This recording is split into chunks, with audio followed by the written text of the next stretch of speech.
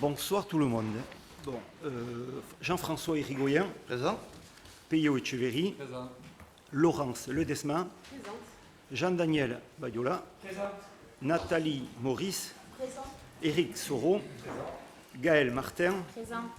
Thomas Ruspil, Pascal Fossecave, Guillaume Boivin, Jérôme Roteta, Charlotte Loubelatou, Jean Elou, Delphine Deuteri-Grossa, Serge Perelong, Présent. Patrice Irazoki, Marie de Merlis, À donner pouvoir à Monsieur le maire, pardon.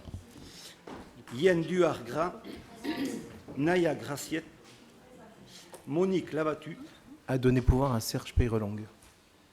Loïc Jouen, Claire Scotcher, Philippe Etcheverry, présent, Laura Maisonnave, Mathis Tennesson, Manuel Delara, Mirenchou Largounès, Jean-Christophe Perardel, Anaïra Sistiaga, Présente. Hugo-Luc Maïlos, Michaela Guires du Pérou, Pierre-Laurent Van der Planck, À donner pouvoir à Hugo-Luc Mayos. Marie-Hélène Dupuis Altabé Coïti. À donner pouvoir à Michael Guirès du Pérou. Je vous remercie. Y a-t-il des observations sur le procès-verbal de la séance du 3 avril? Il n'y en a pas. Donc pas de vote contre, abstention. Je vous remercie. Délibération numéro 1, commission de délégation, service public permanente, élection des membres. En application des dispositions de l'article L. 1411-5 du Code général des collectivités territoriales, une commission de délégation de service public est composée du maire ou son représentant en tant que président, de 5 membres titulaires et de 5 membres suppléants issus du conseil municipal. Par délibération du 3 avril 2026, le conseil municipal a fixé les conditions de dépôt des listes conformément à l'article D. 1411-5 du Code général des collectivités territoriales. Ces listes devaient être déposées auprès de moi-même par courrier à l'hôtel de ville avant le 16 avril 2026 à 12 h. 3 listes ont été déposées dans les conditions votées par le Conseil. Il est rappelé que les membres titulaires et suppléants de la commission sont élus au scrutin de liste suivant le système de la représentation proportionnelle avec application de la règle du plus fort reste, sans panachage ni vote préférentiel. En cas d'égalité de reste, le siège revient à la liste qui a obtenu le plus grand nombre de suffrages. En cas d'égalité de suffrages, le siège est attribué au plus âgé des candidats susceptibles d'être proclamés élus. Donc il est proposé de procéder à l'élection de 5 membres titulaires et 5 membres suppléants devant siéger à la commission permanente de délégation de services publics prévue à l'article L. 1411-5 du Code général des collectivités territoriales. Donc, nous avons reçu 3 listes. La première liste de Saint-Jean-Passionnément avec en titulaire M. Peyo Echeverry, M. Éric Soro, M. Jean Hilou, M. Patrick Irazoki, Mme Charlotte Loubelatour, en suppléant Mme Claire Scotcher, M. Serge Perelong, M. Jean-Daniel Badiola, Mme Delphine Deuteri-Grossa et Mme Nathalie Maurice. Pour le centre lusien, en titulaire, M. Manuel Delara, Mme Mirenchou Largounès, en suppléant, M. Jean-Christophe Perardel, Mme Ainara Sissiaga. Pour la liste d'Olibanen-Bissy, en titulaire, M. Pierre-Laurent Van der Planck, Mme Michaela Guirès du Pérou, en suppléant, M. Hugo-Luc Mayos et Mme Marie-Hélène Dupuis Altevegoiti. Donc, je vous invite, on va vous distribuer des bulletins à passer au vote.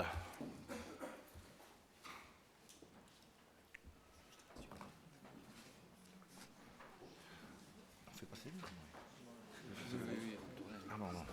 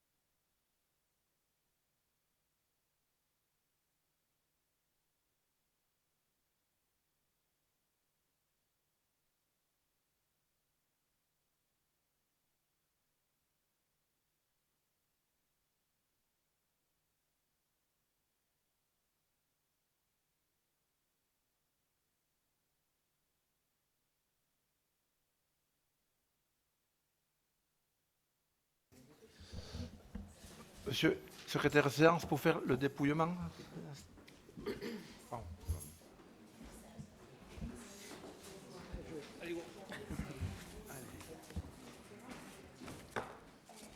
Tu comptes? Et un, deux. Alors, Saint-Jean-de-Luz, passionnément. Saint-Jean-de-Luz, passionnément. Saint-Jean-de-Luz, passionnément. Saint-Jean-de-Luz, passionnément. Saint-Jean, passionnément.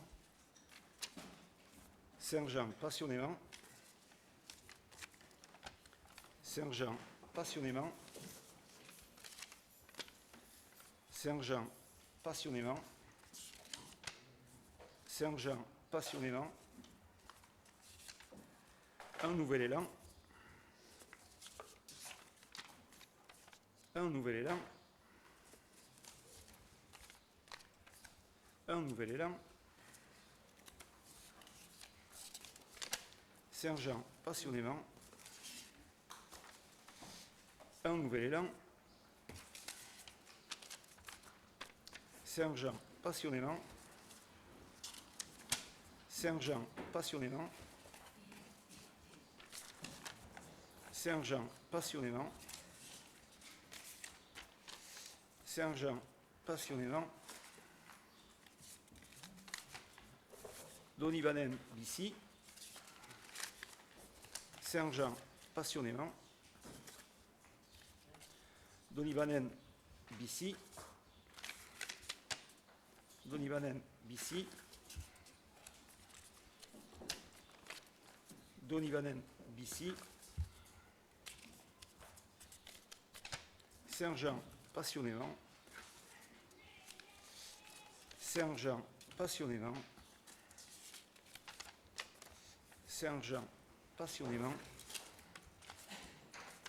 Saint-Jean, passionnément.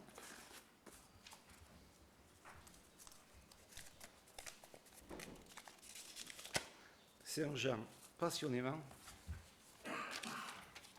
Saint-Jean, passionnément. Saint-Jean, passionnément. Saint-Jean, passionnément. Saint-Jean, passionnément. Pour finir, Saint-Jean, passionnément. 25, 4 et 4. Donc 25 Saint-Jean, passionnément, 4 Donibanen, Bissy et 4 Un nouvel élan. Je vous remercie. Donc, la liste Saint-Jean passionnément donc, a obtenu 25 voix, 4 le centre lusien et 4 Donibanen, Bissy. La liste Saint-Jean passionnément obtient ainsi 3 postes au scrutin de la liste à la proportionnelle. Au plus fort reste, il est attribué un poste à la liste Saint-Jean passionnément. Le 5e poste est attribué selon les dispositifs de l'article L 1411-5 du Code général des collectivités territoriales au plus fort reste, au plus âgé des candidats proposés en cas d'égalité des suffrages, soit à la liste Donibanen-Bissy. La composition de la commission d'appel d'offres est donc la suivante. Titulaire M. Echeverry, M. Soro, M. Elou, M. Irazoki et M. Van der Planck. En suppléant, Mme Scotcher, M. Perelong, M. Badiola, Mme de Torregrossa et M. Mayos.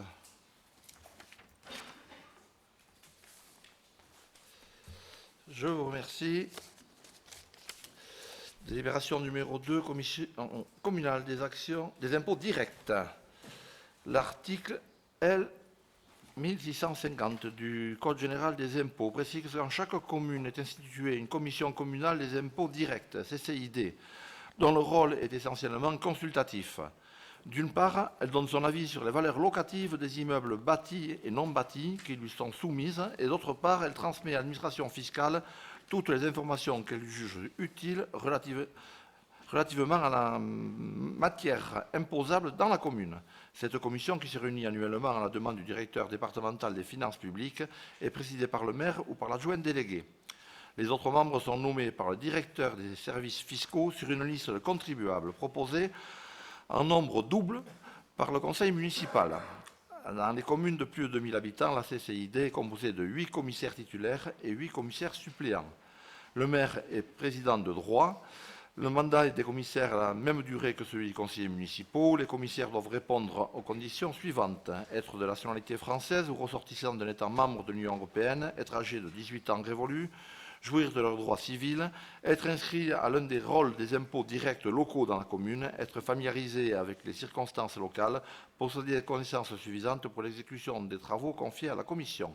Le choix des commissaires doit être effectué de manière à assurer une représentation équitable des différents contribuables. Donc il vous est proposé une liste de 32 noms, de donner aux directeurs fiscaux une liste de 32 noms de la commission pour la commission communale des impôts directs. Donc je vous donne la liste qui sera proposée. M. Etcheverry, Mme Ledesma, M. Badiola, Mme Maurice, M. Soro, Mme Martin, M. Ruspil, Mme Fossecave, M. Boisvert, Mme Duargras, Mme Loubet-Latour, M. Elou, Mme de Torre-Rossa, M. Irazoki, Mme Gracier, M. Roteta, Mme de Merlis, M. Perelong, Mme Labattu, M. Jouen, Mme Scotcher, M. Etcheverry, Mme Maisonnave, M. Tennesson, Mme Moner, M. Dufaux, Mme Tasté, M. Cola, Mme Arriba Solano, M. Claverie, Mme Guirès du Pérou et M. Hugo Luc Mayos. Sachant que M. Delara, vous ne nous aviez pas fait passer le nom. Hein, voilà. Donc voilà la liste que je vous propose de transmettre au trésorier et qui, lui, fera son choix là-dedans. Sur cette liste, pas de vote contre, pas d'abstention. Je vous remercie. Commission locale d'évaluation des charges transférées, la CLECT, la désignation des représentants de la commune. Au terme de l'article 1609, nomi C, du Code général des impôts, il est créé entre l'établissement public de coopération intercommunale, EPCI, soumis au régime de la taxe professionnelle unique et ses communes membres, une commission locale chargée d'évaluer les transferts de charges. Elle est composée de membres des conseils municipaux des communes concernées et chaque conseil municipal dispose d'au moins un représentant. Cette commission élit son président et un vice-président parmi ses membres et peut faire appel pour l'exercice de sa mission à des experts. Il vous est proposé de désigner les membres représentants de la commune, un membre titulaire et un membre suppléant auprès de la commission locale d'évaluation des charges transférées. Donc je vous propose en tant que titulaire M. Etcheverry et en tant que suppléant moi-même. Sur cette délibération, pas de vote contre, pas d'abstention, je vous remercie. Budget principal, clôture d'autorisation de programme et modification de la répartition des crédits de paiement, M. Etcheverry. Lyon, bonsoir.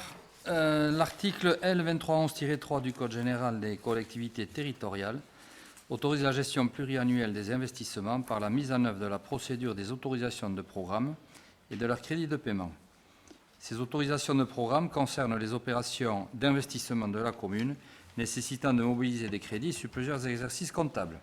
Cette procédure génère des ajustements tous les ans afin de mobiliser strictement les financements nécessaires à l'année considérée.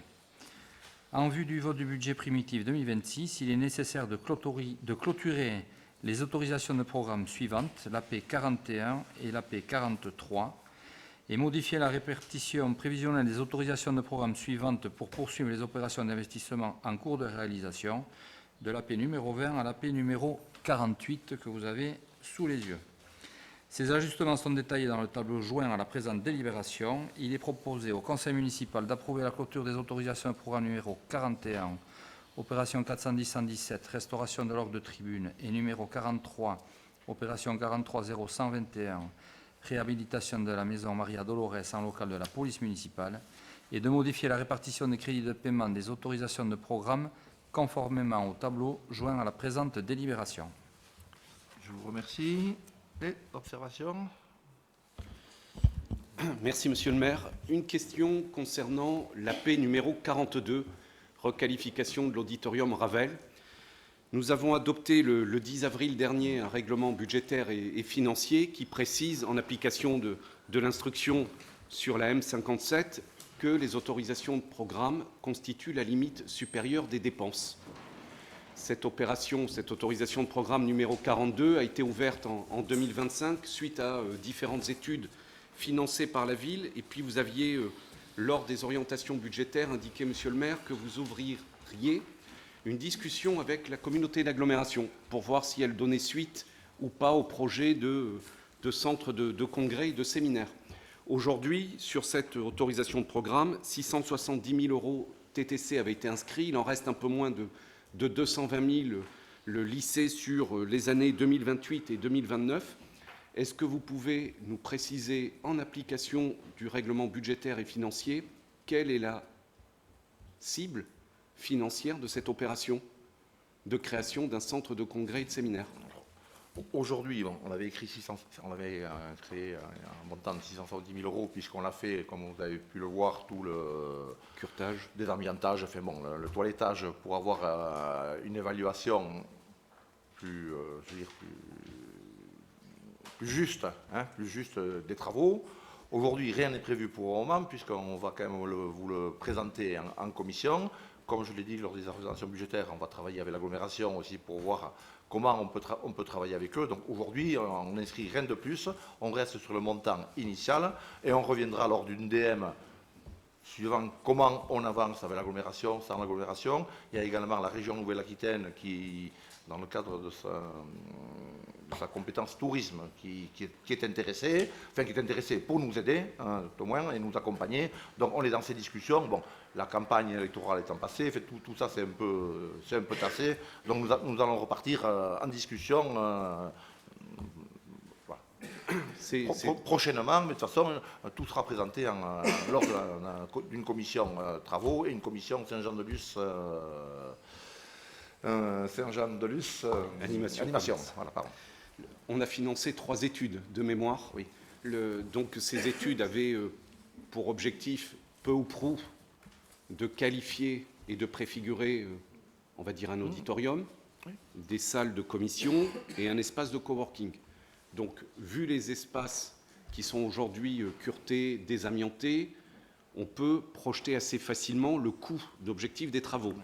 Et donc, la question sur ces études auxquelles on n'a toujours pas accès, est-ce qu'on a un montant de travaux qui a été prévu dans ces études?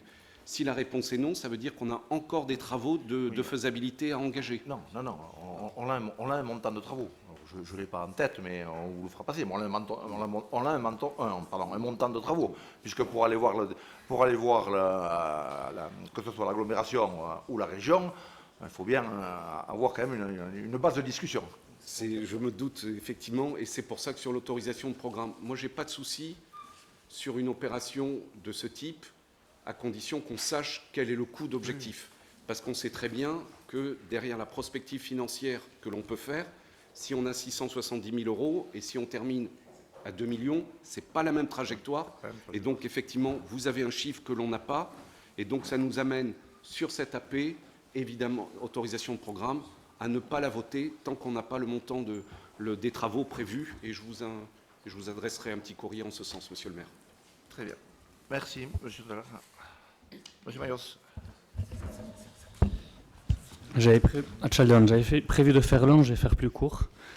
Parce que voilà, des fois il faut savoir faire court. On va voter comme d'habitude par AP. Pour les 41, pas de souci. 43, on clôture, il est temps de clôturer les grands projets.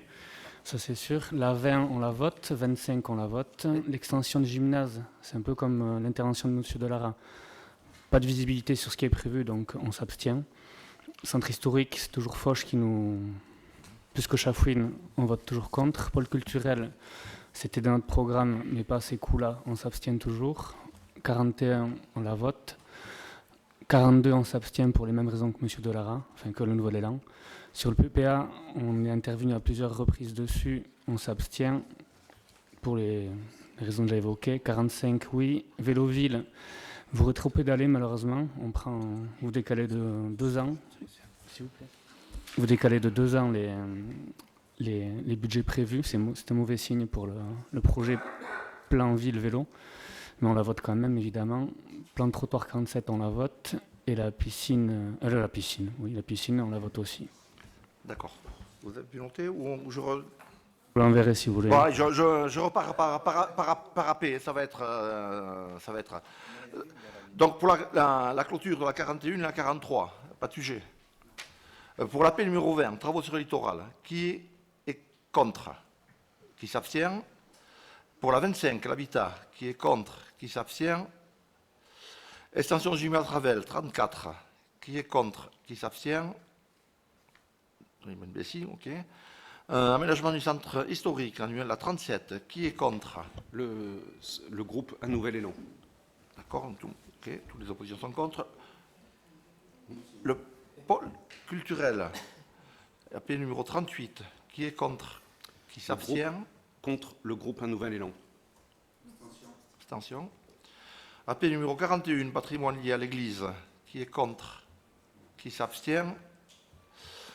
L'AP numéro 42, qualification de l'auditorium Ravel, qui est contre? Qui s'abstient? Contre le groupe Un Nouvel Élan pour la 42, monsieur le maire. 44, projet partenariat d'aménagement, qui est contre? Qui s'abstient? La 45, enfouissement des réseaux, qui est contre? Qui s'abstient? Véloville, la 46, qui est contre? Qui s'abstient? La 47, plan voirie trottoir, qui est contre? Qui s'abstient? Et la 48, réhabilitation de la piscine sport loisirs, qui est contre? Qui s'abstient? Je vous remercie.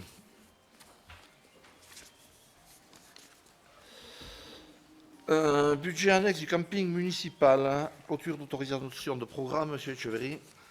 Donc il s'agit de la même délibération que la précédente concernant le budget annexe du camping municipal qui clôture l'autorisation de programme numéro 1, réhabilitation des équipements structurants du camping. Il est proposé au conseil municipal de clôturer l'autorisation de programme numéro 1, réhabilitation de l'ensemble des blocs sanitaires, opération numéro 420-118, conformément au tableau joint à la présente délibération. Budget camping, pas d'intervention. Qui est contre? Qui s'abstient? Je vous remercie. Vote du budget primitif 2026, M. Etcheverry.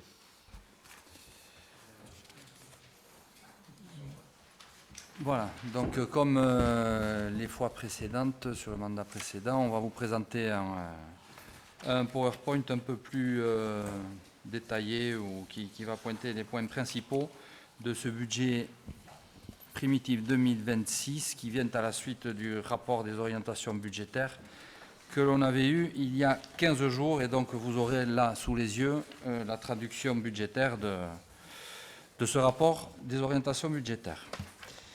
Donc je vous propose de débuter par la présentation du budget principal de la ville. Ce budget s'élève à 35,6 millions d'euros répartis pour 27,6 millions en section de fonctionnement et 8 millions en investissement. Je vous propose de débuter par les recettes réelles de fonctionnement. Les recettes donc, de fonctionnement prévues au BP 26 sont en baisse de 0,4% comparé au BP 25. Vous voyez sur le diagramme présenté devant vous, en rouge, le chapitre 70 qui englobe les recettes liées aux produits des services et du domaine de la ville. Ce chapitre passe de 3,6 millions d'euros au BP 25 à 3,84 millions d'euros au BP 26. Cette hausse s'explique principalement pour les raisons suivantes. La revalorisation du niveau des FPS attendu de plus 100 000 euros, passant de 250 000 à 350 000 euros. L'ajustement des redevances relatives à l'occupation du domaine public pour plus 75 000 euros pour les droits de chantier et plus 71 000 euros pour les autres secteurs. Le réajustement des ventes relatives aux concessions funéraires, plus 6 000 euros. La bonne fréquentation de la salle Tanka permet de doper la billetterie de plus 10 000 euros pour s'élever à 80 000 euros. Enfin, comme nous nous y étions engagés, la commune prévoit de ne pas faire évoluer la tarification des services publics liés à la famille, tels que la cantine ou les garderies. En vert, vous retrouvez le chapitre lié aux impôts et taxes qui reste stable entre les deux exercices budgétaires. Pour l'année 2026, le coefficient de revalorisation des valeurs locatives des locaux d'habitation ainsi que des locaux industriels est de 0,8%, plus 0,8%, conformément à l'évolution de l'inflation. Ce chapitre intègre une nouveauté en 2026 avec le reversement du tiers du DILICO 1 sur la base de 90% du montant prélevé en 2025, soit un retour de 40 000 euros dans les caisses de la ville. Le niveau des droits de mutation est réajusté à 2 millions d'euros au BP 26 contre 1,9 million au BP 25.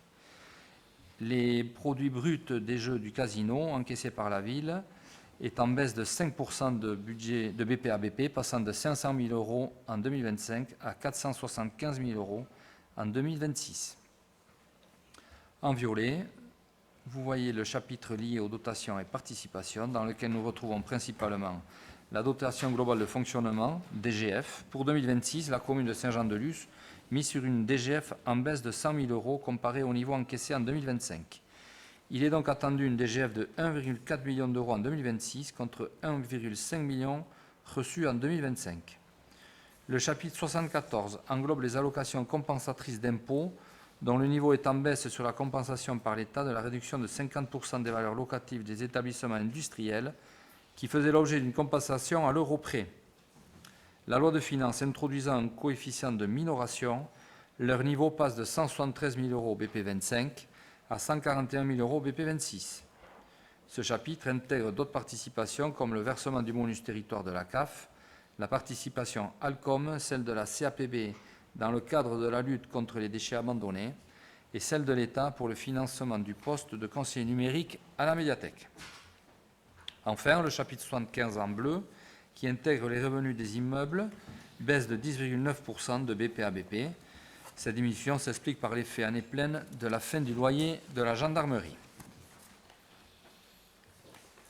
Un petit focus sur la fiscalité qui reste inchangée pour 2026, conformément à dans la continuité du rapport d'orientation budgétaire, malgré de nouvelles contraintes financières qui s'imposent à la ville et dans une volonté de préserver le pouvoir d'achat des Lusiens, le projet de budget 2026 ne prévoit pas de hausse d'impôts pour 2026.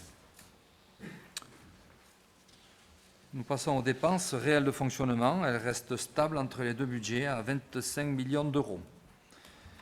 En bleu clair, le chapitre 011 relatif aux charges à caractère général qui passe de 5,28 millions d'euros au BP 25 à 5,14 millions d'euros au BP 26, soit une diminution de 2,6%. Au sein de ce chapitre, des économies sont enregistrées à hauteur de 217 000 euros en raison de la baisse des fluides, du lancement en 2025 de la prestation d'assistance à maîtrise d'ouvrage pour la future exploitation du casino et la baisse de l'enveloppe financière allouée à la taxe foncière pour la ville sur les bâtiments.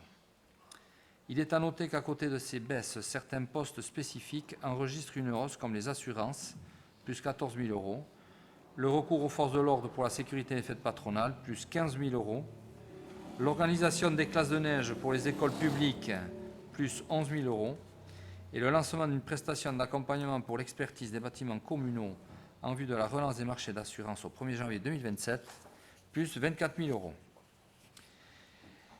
Les charges de personnel présentées en orange pâle dans le graphique augmentent de 0,9% sous l'effet des mesures nationales qui représentent un montant global de plus de 128 000 euros.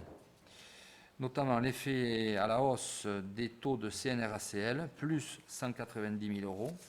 La mise en place du nouveau versement mobilité régionale et rurale, plus 12 000 euros. La mise en place de la participation employeur au risque santé, plus 24 000 euros.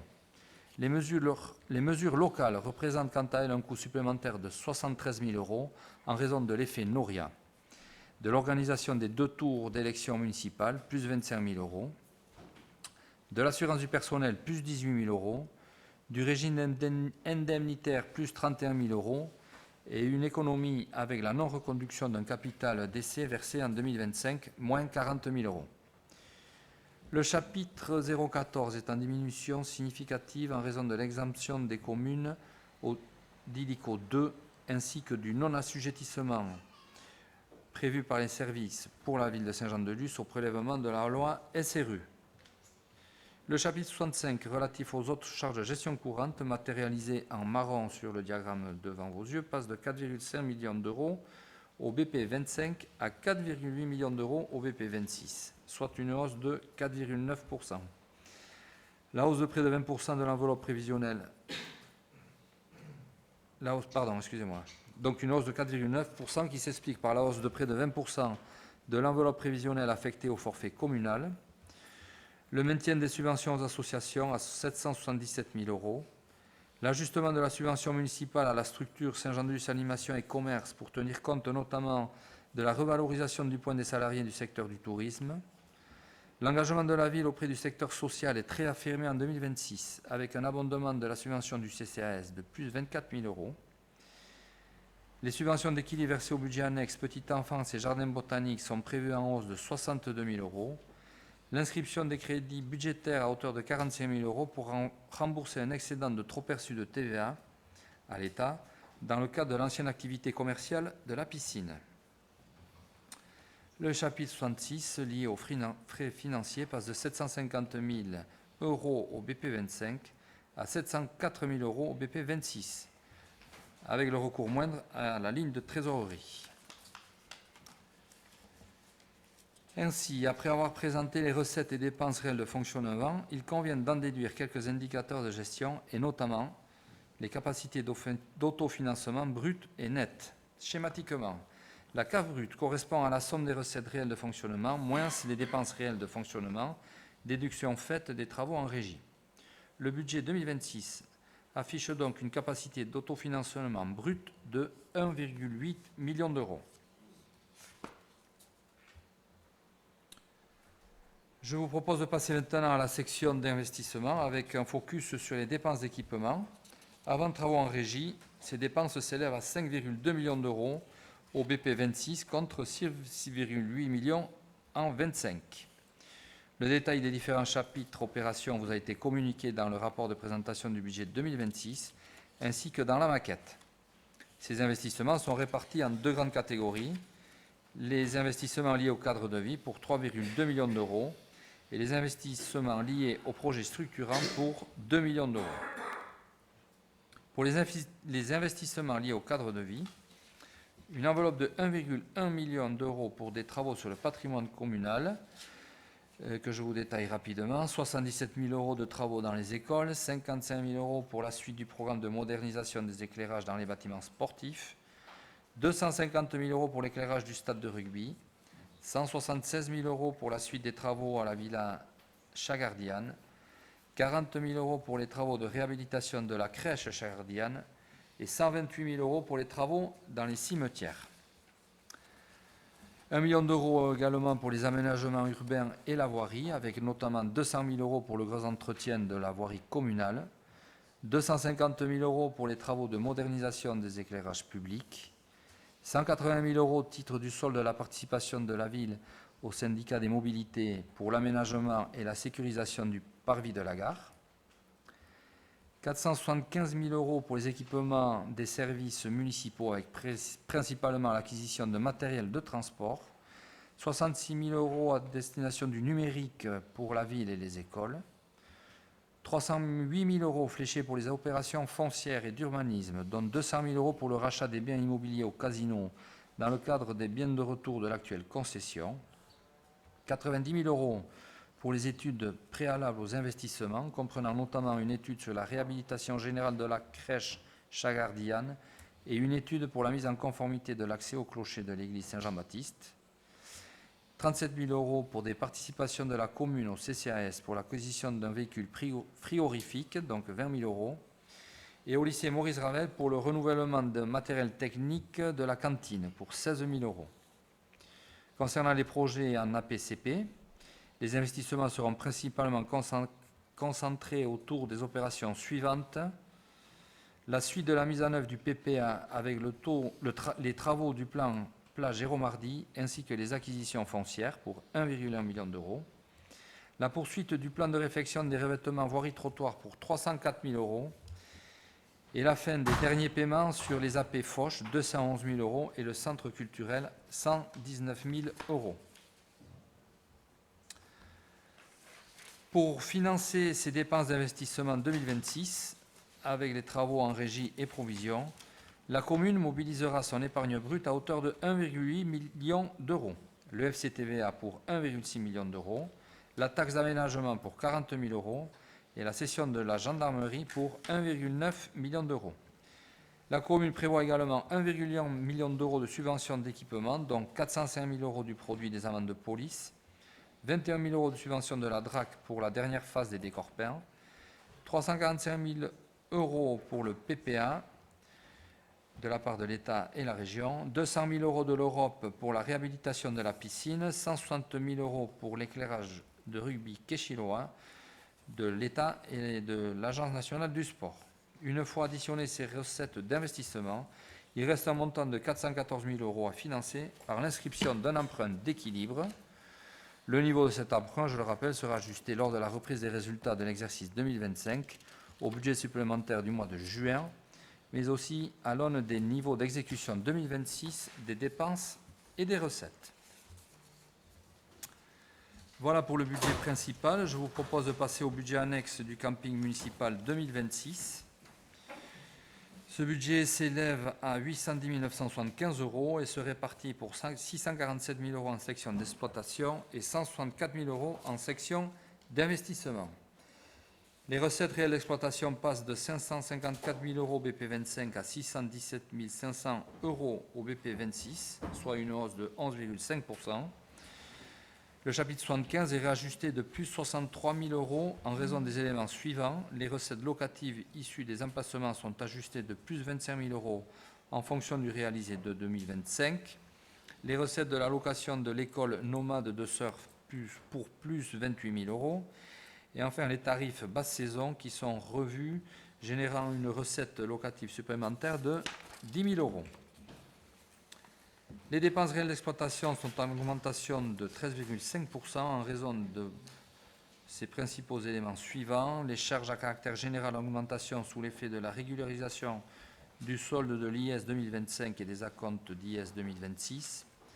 Des charges personnelles à la hausse en raison du renforcement du dispositif d'équipier pour la saison 2026, des charges financières en baisse en lien avec l'amortissement financier de l'emprunt contracté en 2023 pour la réalisation des travaux de réhabilitation des sanitaires. En investissement, plusieurs points sont à souligner. En dépenses, les dépenses financières qui intègrent le remboursement du capital de la dette et les dépenses d'équipement qui s'articulent autour d'acquisition de matériel pour le fonctionnement du camping, tels que des copieurs et du matériel technique, à hauteur de 16 700 €. Une ligne de 92 000 € assure l'équilibre de la section d'investissement compte tenu de la supériorité des recettes aux dépenses. Les recettes d'investissement n'enregistrent que des opérations d'ordre liées aux amortissements des équipements et au virement de la section d'exploitation. Nous poursuivons sur la présentation du budget annexe du jardin botanique qui s'équilibre à la somme de 239 785 €. Il convient de préciser que la subvention d'équilibre du budget principal à ce budget annexe passe de 178 000 € en 25 à 202 000 € au BP 26 en raison de la hausse des charges de personnel. Les recettes réelles avant subvention d'équilibre sont en hausse de 3,9 % en raison de l'ajustement à la hausse des droits d'entrée au jardin, et ce, malgré la baisse de l'accompagnement financier du département sur l'entretien de l'espace naturel sensible Archilois. La hausse des dépenses de la section de fonctionnement s'explique principalement par le chapitre relatif aux charges personnelles. En effet, les mesures nationales cumulées aux mesures locales, avec notamment le recrutement d'un saisonnier et l'effet année pleine du recrutement d'un agent intervenu en milieu d'année 2025, est issu du budget principal. On continue avec le budget annexe de la petite enfance. Pour terminer, le budget annexe 2026 de la petite enfance s'équilibre à la somme de 587 690 €, au même niveau que l'année précédente. L'année 2026 sera marquée par le réajustement de certaines participations versées par la CAF ainsi que par la fin de l'accompagnement financier du département sur le relais petite enfance à petits pas, se traduisant par une revalorisation de la subvention d'équilibre versée par le budget principal. Les recettes réelles de fonctionnement avant subvention d'équilibre du budget principal sont en baisse de 7 %. Cette diminution s'explique par le recalibrage de la prestation de service 2026 de la CAF au niveau réellement attendu en 2025, donc moins 20 000 €. La fin du soutien financier du département sur le relais petite enfance, moins 4 700 €. Et la baisse de l'assiette ETP prise en charge par la CAF dans le cadre du financement du chargé de coopération entraînant une perte de 8 000 €. La subvention d'équilibre versée par le budget principal devrait passer de 209 000 € au BP 25 à 249 000 € au BP 26, en raison des diminutions de participation évoquées ci-dessus, ainsi que l'augmentation des charges de personnel. Les dépenses réelles d'exploitation sont en hausse de 2,5% entre le BP 25 et le BP 26. Si les charges à caractère général sont stables, les dépenses de personnel évoluent quant à elles de 2,9% en raison des éléments suivants. L'effet des mesures nationales, plus 9 000 € par rapport au taux de CNRACL de plus 3 points. Le versement mobilité régionale et rurale et l'effet glissement vieillesse technicité.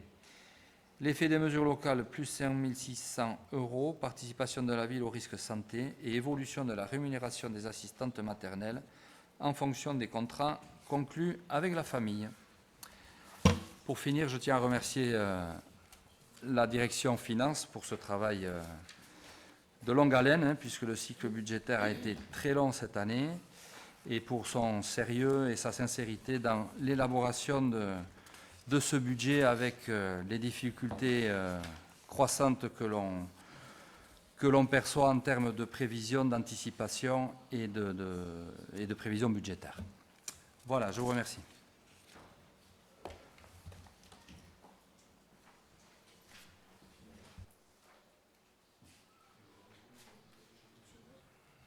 Allez-y.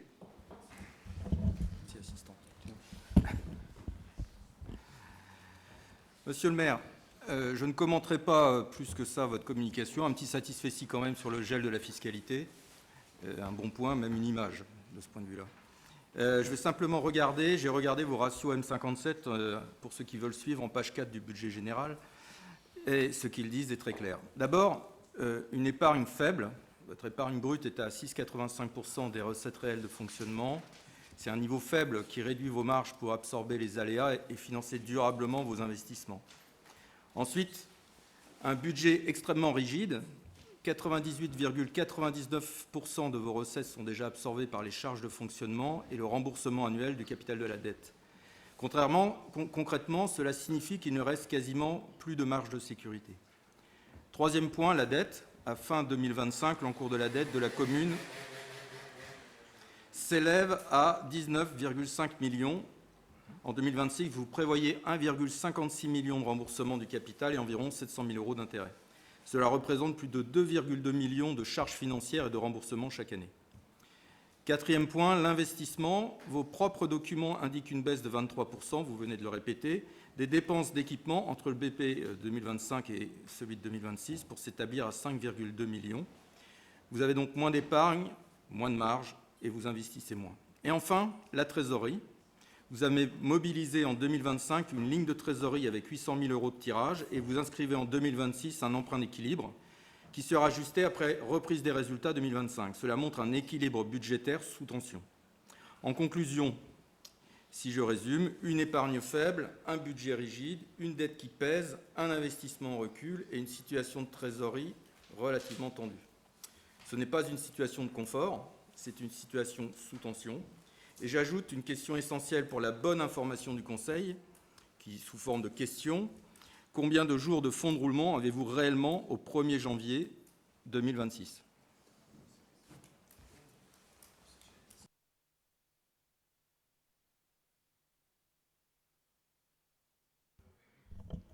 J'enchaîne. Bon, pour notre part, nous allons voter les 3 budgets annexes en totalité. Pour le BP, budget principal, je vais rapidement détailler nos votes par section, comme on le fait habituellement, sans refaire mon intervention du ROB. Dépenses de fonctionnement, nous abstenons. Recettes de fonctionnement, nous votons contre en raison de divergences fiscales. Dépenses en investissement, contre. Ce sont vos choix d'investissement que nous ne partageons pas pour certains. Recettes en investissement, nous votons également contre, notamment au regard de l'emprunt d'équilibre de 400 000 € qui pourra peut-être, espérons-le, ne pas aggraver la trajectoire de la dette, et en raison de la cession de l'ex-gendarmerie. Ce n'est pas contre cette vente que nous opposons, c'est pour le principe de ces ventes de biens communaux. Pour rappel, malgré vos propos lors de la campagne municipale, nous n'avons pas voté contre ce programme immobilier. Sur le foncier public, on peut faire 100% de logement social, donc accessible à une majorité de Lusiens. Voilà plus de 10 ans que nous affirmons que grâce à la maîtrise du foncier, 100% de social, c'est possible. Vous nous donnez une nouvelle fois raison. Si cette cession de foncier communal est une rentrée d'argent directe et bienvenue pour votre budget, durant la dernière mandature, vous n'avez acquis aucun foncier. Un reproche que nous avons fait et que nous espérons ne pas devoir répéter. Il est encore temps d'acquérir du foncier afin d'anticiper l'avenir et à défaut, votre successeur, monsieur le maire, n'aura plus rien à vendre.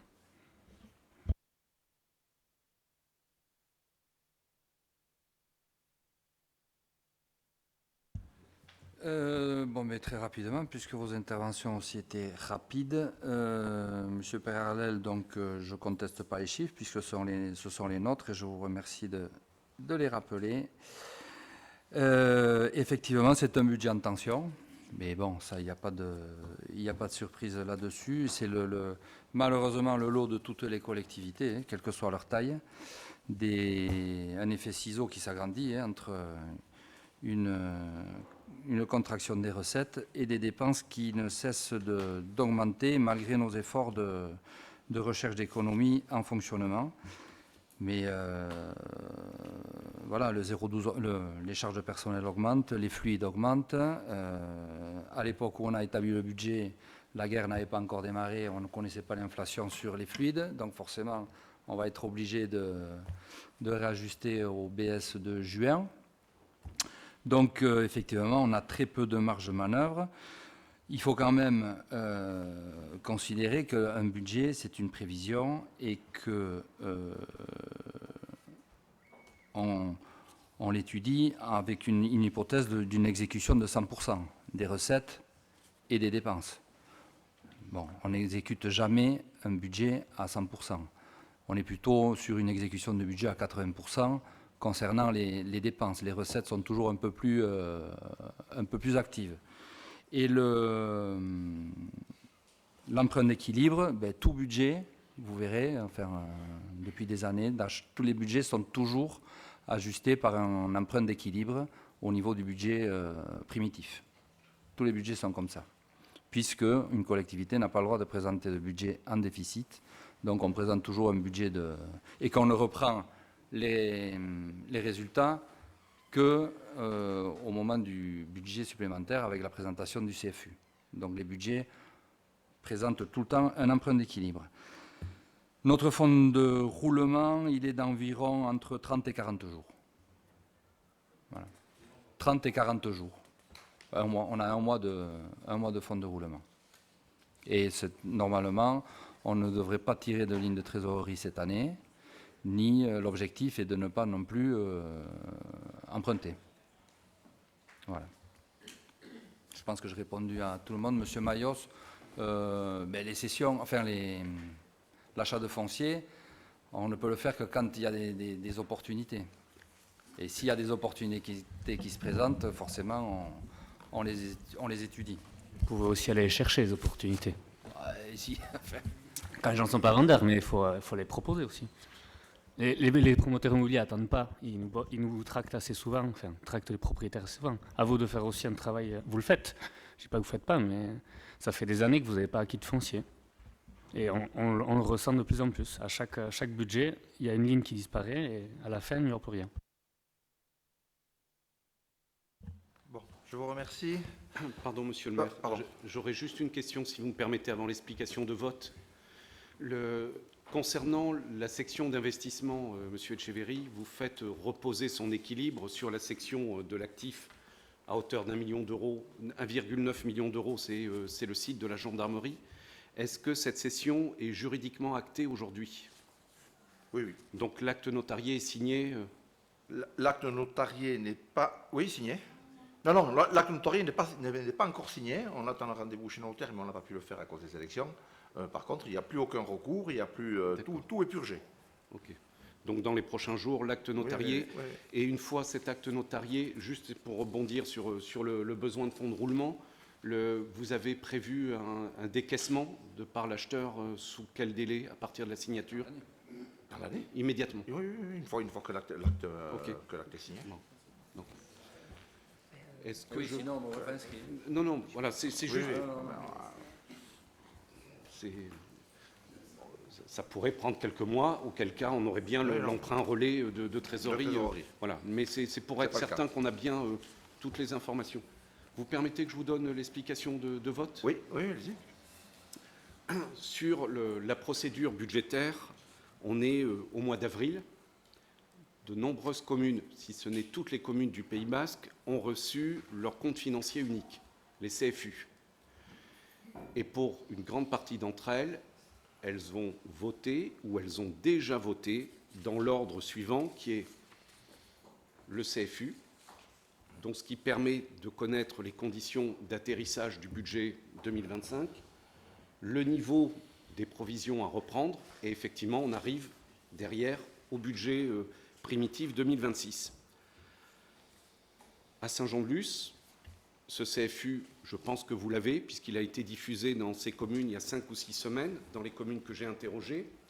Ce soir, on vote un budget sans connaître les conditions réelles d'atterrissage du CFU, sans connaître les provisions à reprendre.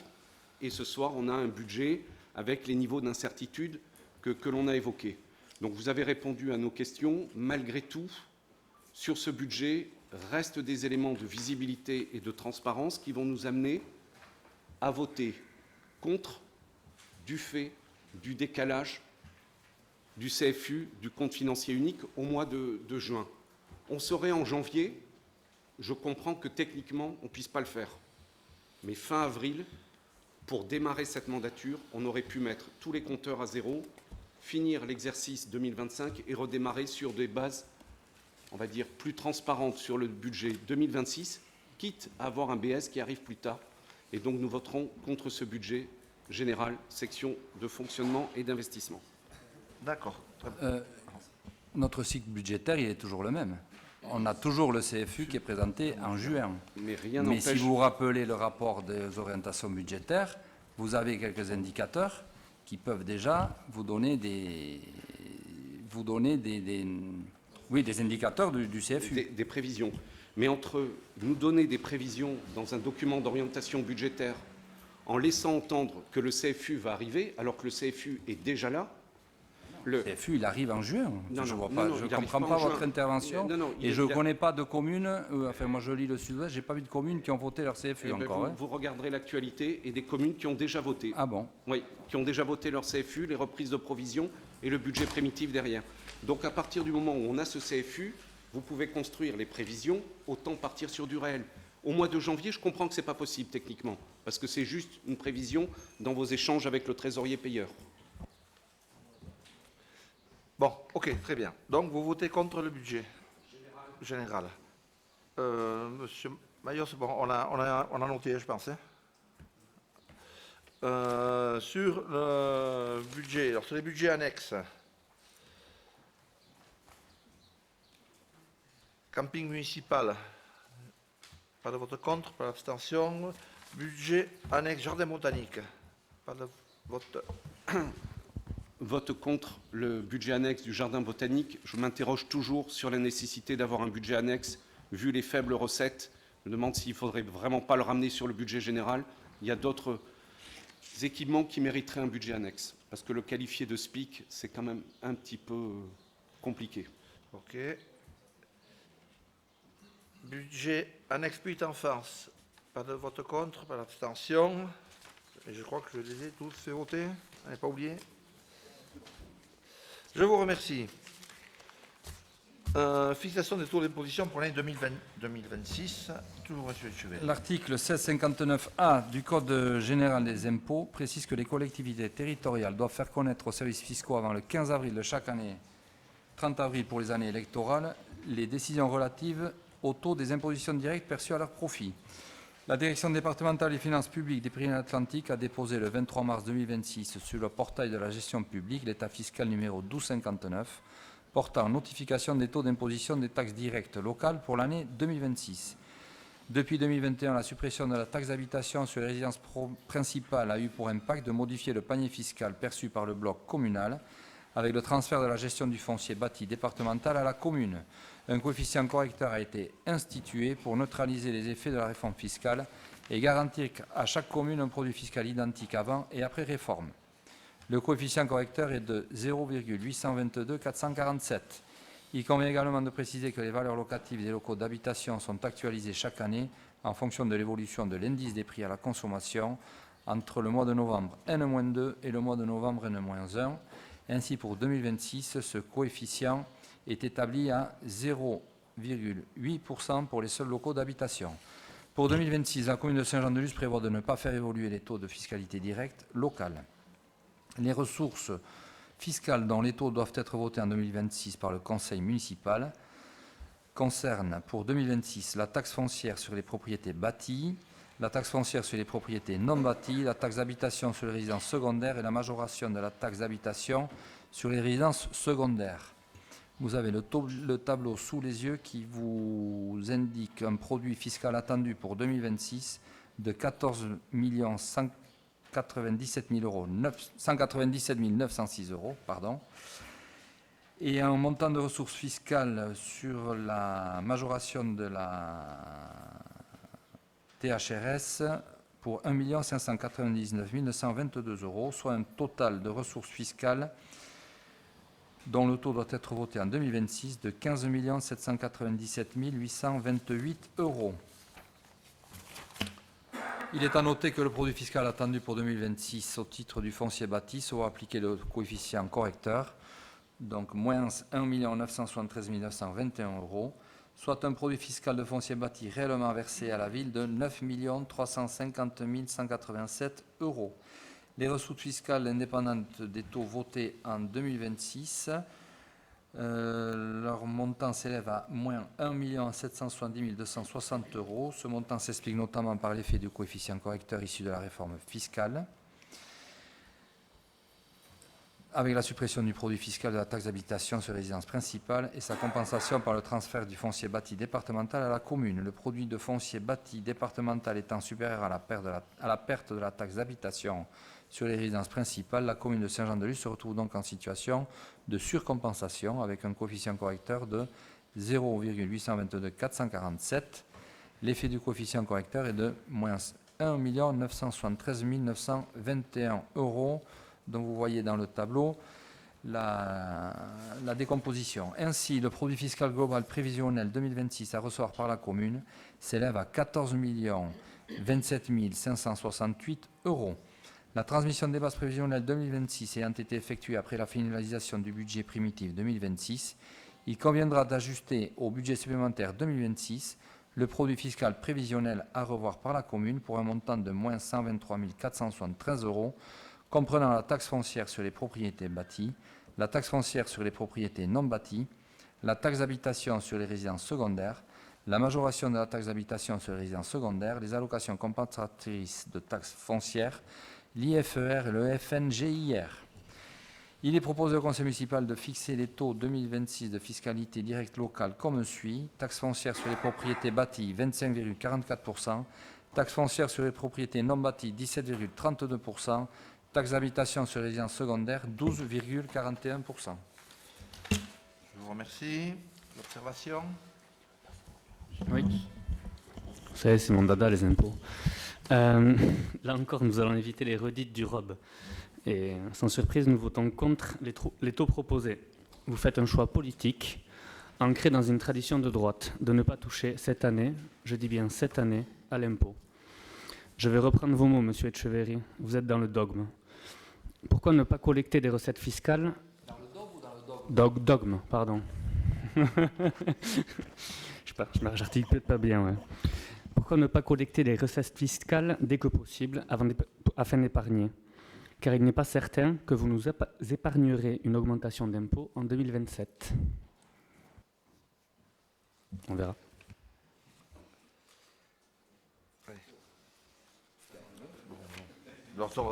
Je confirme. Vous confirmez pour 2027? Je ne sais pas. Là, pour l'instant, on est sur 2026. Et de toute façon, on a toujours dit, et que ce n'est pas une question de droite ou de gauche, on a toujours dit qu'on activait le levier fiscal quand on en avait besoin. On estime qu'on n'en a pas besoin cette année, donc on ne l'active pas. Oui, là, on ne va pas refaire les débats, mais... Allez. Pourquoi ne pas épargner? Ça, c'est une question qui reste en suspens. Vous avez en levant de l'impôt, vous pouvez épargner. On l'a vu tout à l'heure, vous êtes la CAF, force d'épargne est réduite, la capacité d'autofinancement est réduite aussi. Vous pourriez épargner et avoir un trésor, entre guillemets, et vous ne le faites pas. Ça, c'est votre choix, mais on respecte. Mais... moi, je suis contribuable comme vous. Moi, si on appelle l'impôt de ma part, c'est pour qu'il y ait une dépense en face. Oui. C'est pas pour que la commune épargne. Mais bon, là, c'est Des on considérations sort du débat. politiques. Oui. Allez, passons donc au vote sur la fixation des taux d'imposition pour 2026. Qui est contre? Qui s'abstient? Le groupe Un Nouvel Élan, monsieur le maire. Je vous remercie. Budget annexe du camping municipal, approbation des tarifs, monsieur Soro.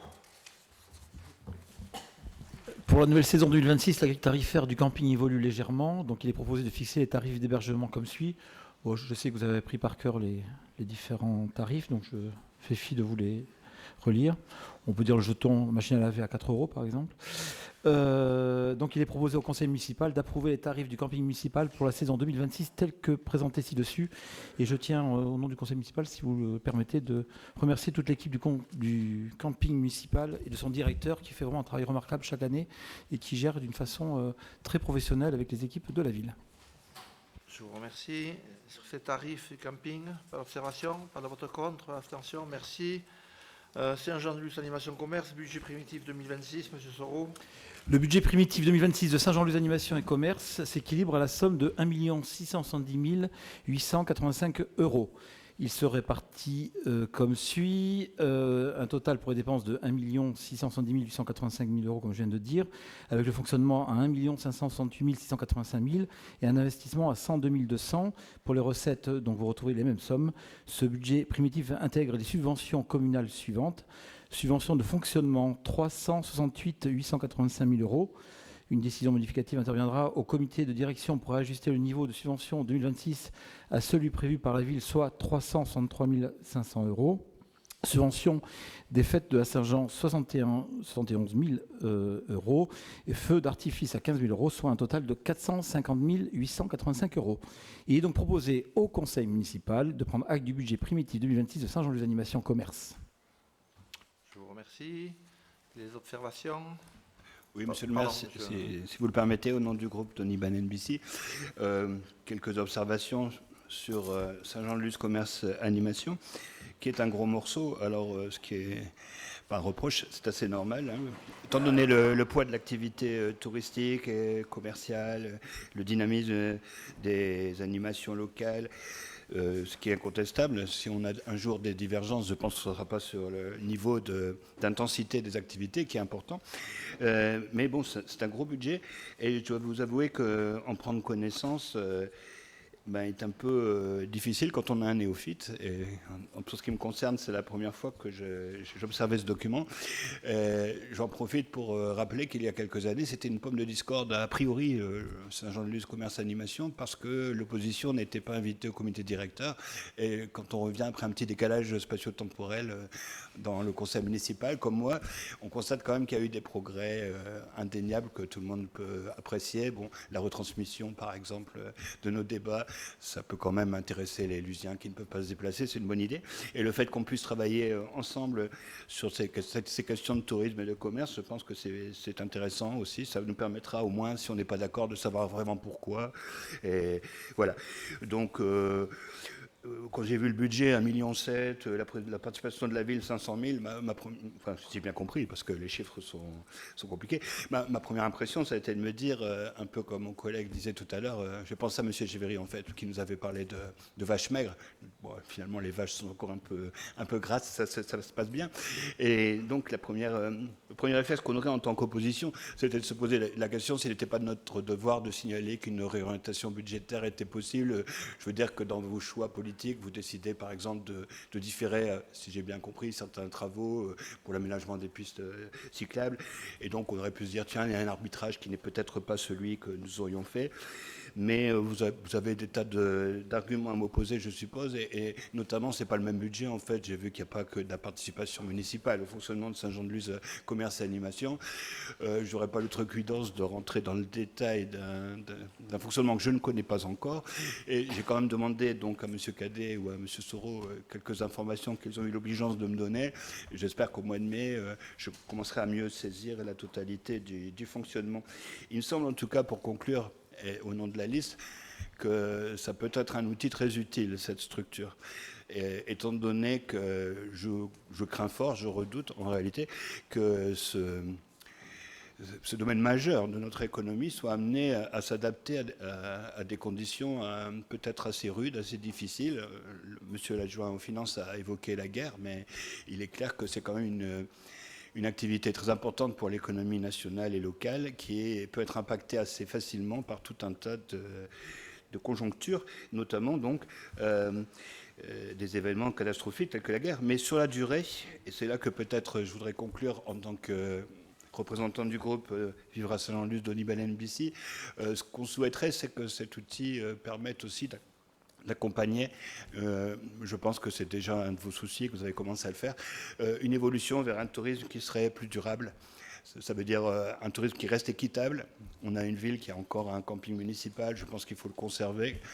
Il y a quelques années de ça, quelques décennies, on avait hésité à s'en débarrasser, mais je pense qu'il faut garder ce genre de structure. Bon, c'était il y a vraiment longtemps. En tout cas, le bruit avait couru. Donc, un tourisme qui deviendrait qui serait plus équipable si possible, donc ne pas se spécialiser dans le luxe, bien sûr. Un tourisme qui serait également plus vivable et plus viable.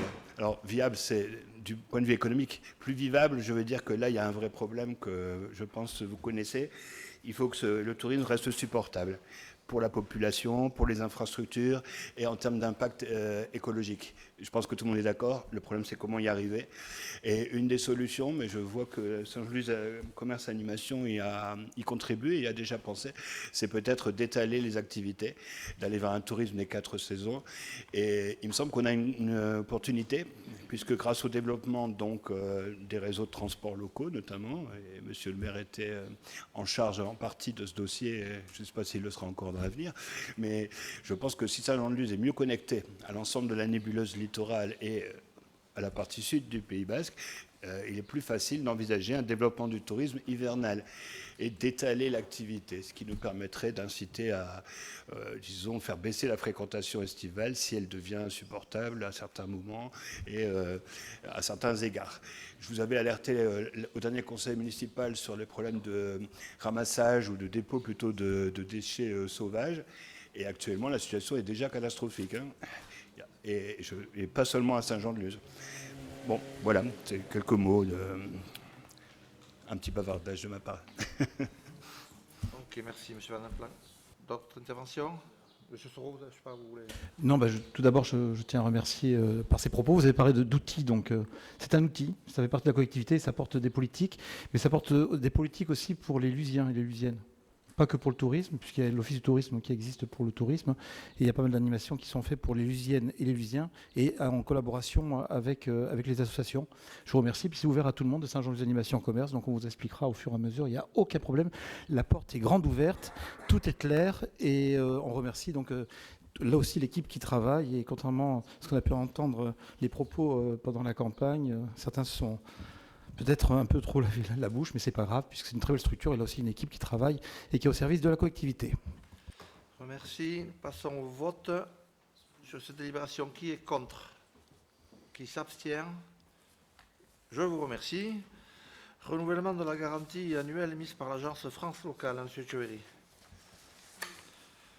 Afin de diversifier ses partenaires bancaires et de disposer de financements performants, la commune de Saint-Jean-de-Luz a adhéré par délibération du 10 juin en 2024 à l'agence France Locale, AFL, conformément au statut de la société territoriale, au statut de l'agence France Locale et au pacte d'actionnaires conclu entre ces deux sociétés et l'ensemble des membres.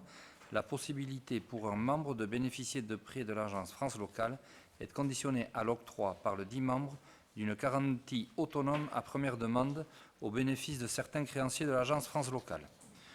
L'objet de la présente délibération est donc de garantir les engagements de l'AFL dans les conditions et limites décrites dans la délibération qui vous a été transmise afin de sécuriser une source de financement pérenne et dédiée aux membres.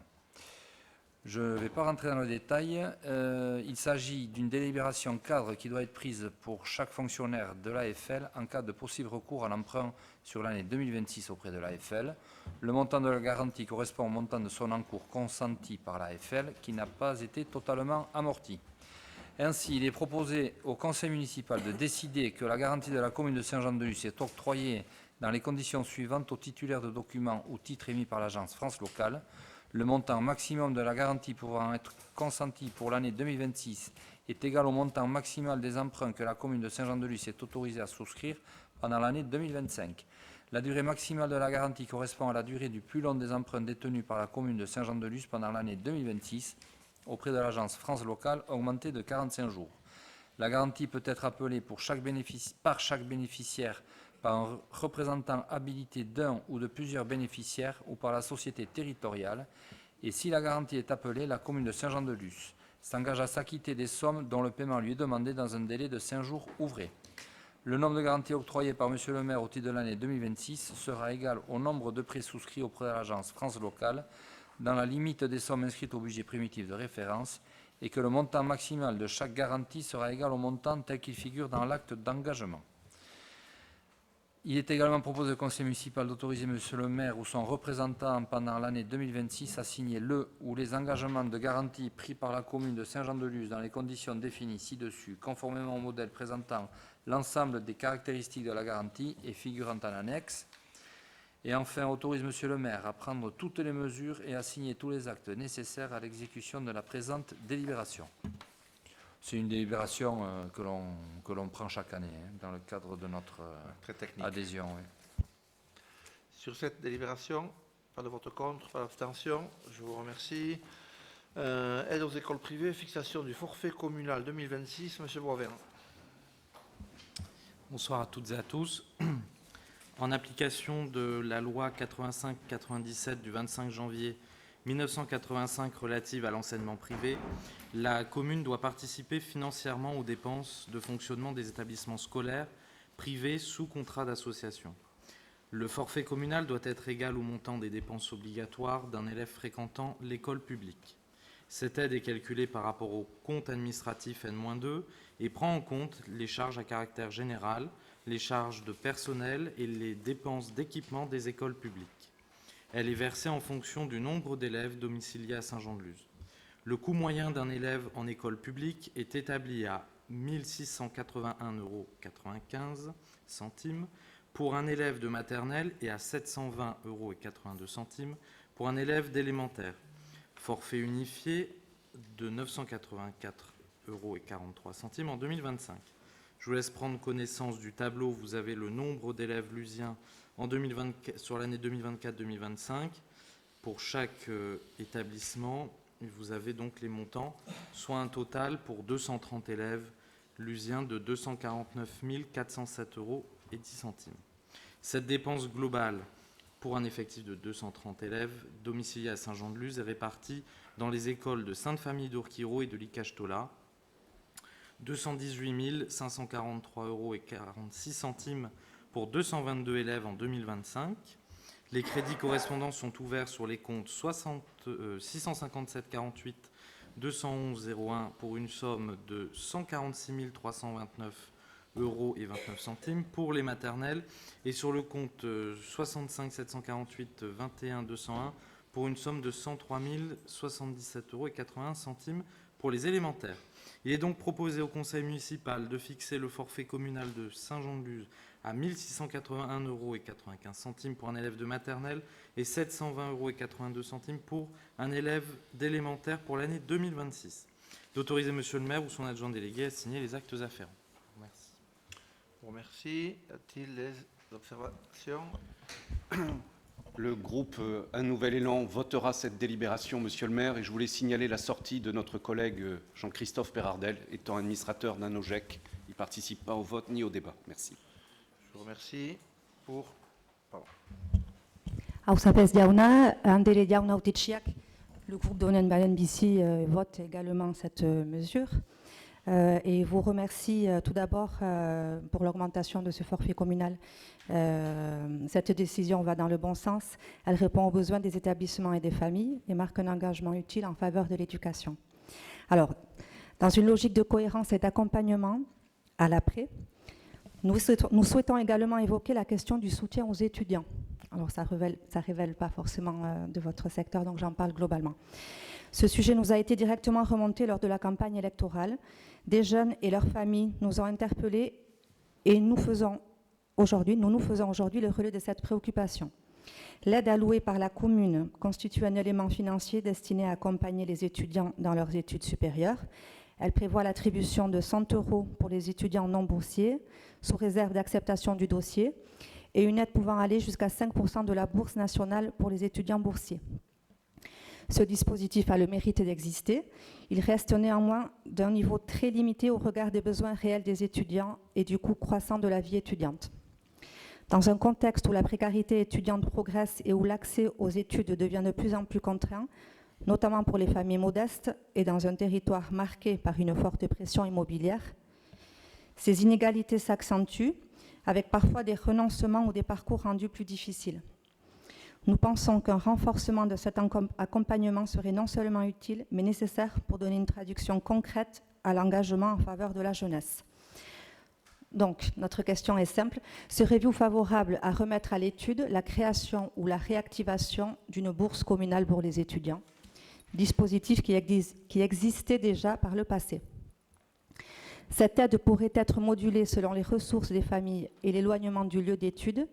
Afin d'apporter une réponse juste et adaptée, elle pourrait également inclure un soutien aux mobilités internationales, notamment dans le cadre de programmes comme Erasmus+. Ces dispositifs existent déjà dans les universités, mais une aide municipale constituerait un complément utile. Au-delà de l'aide individuelle, elle permettrait d'organiser de véritables échanges, accompagner nos étudiants vers l'étranger, mais aussi accueillir des étudiants européens à Saint-Jean-de-Luz. Dans un contexte où les inégalités sociales limitent encore trop souvent l'accès à ces expériences, ce type de dispositif permettrait d'augmenter concrètement les chances pour tous les jeunes de découvrir le monde, de s'ouvrir à d'autres cultures et d'acquérir des compétences essentielles pour leur avenir. Je suis trop près du micro, peut-être, non ? Cette dynamique renforcerait concrètement le multilinguisme de notre territoire, français, euskara, espagnol, anglais, et donnerait corps à la dimension transfrontalière de l'euskara, telle qu'affirmée dans la déclaration d'engagement de la commune. Elle pourrait s'appuyer sur des coopérations existantes, notamment avec les villes jumelées à Saint-Jean-de-Luz, et ouvrir la voie à de nouveaux partenariats.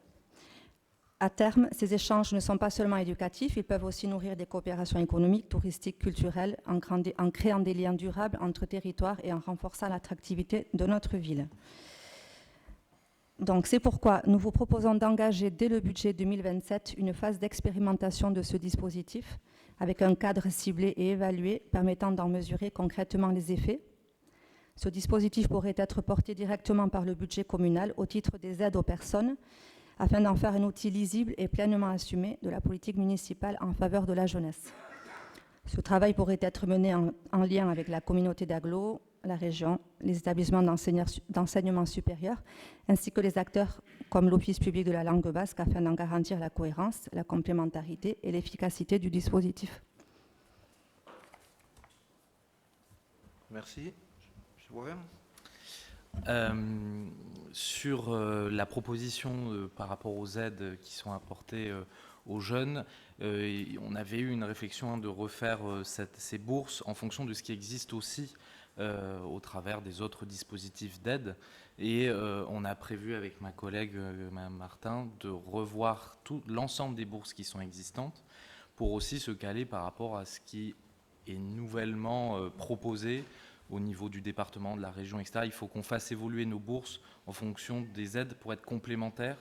Mais bien sûr, on pourra travailler ensemble sur ces sujets-là. Et vous évoquiez le sujet Erasmus.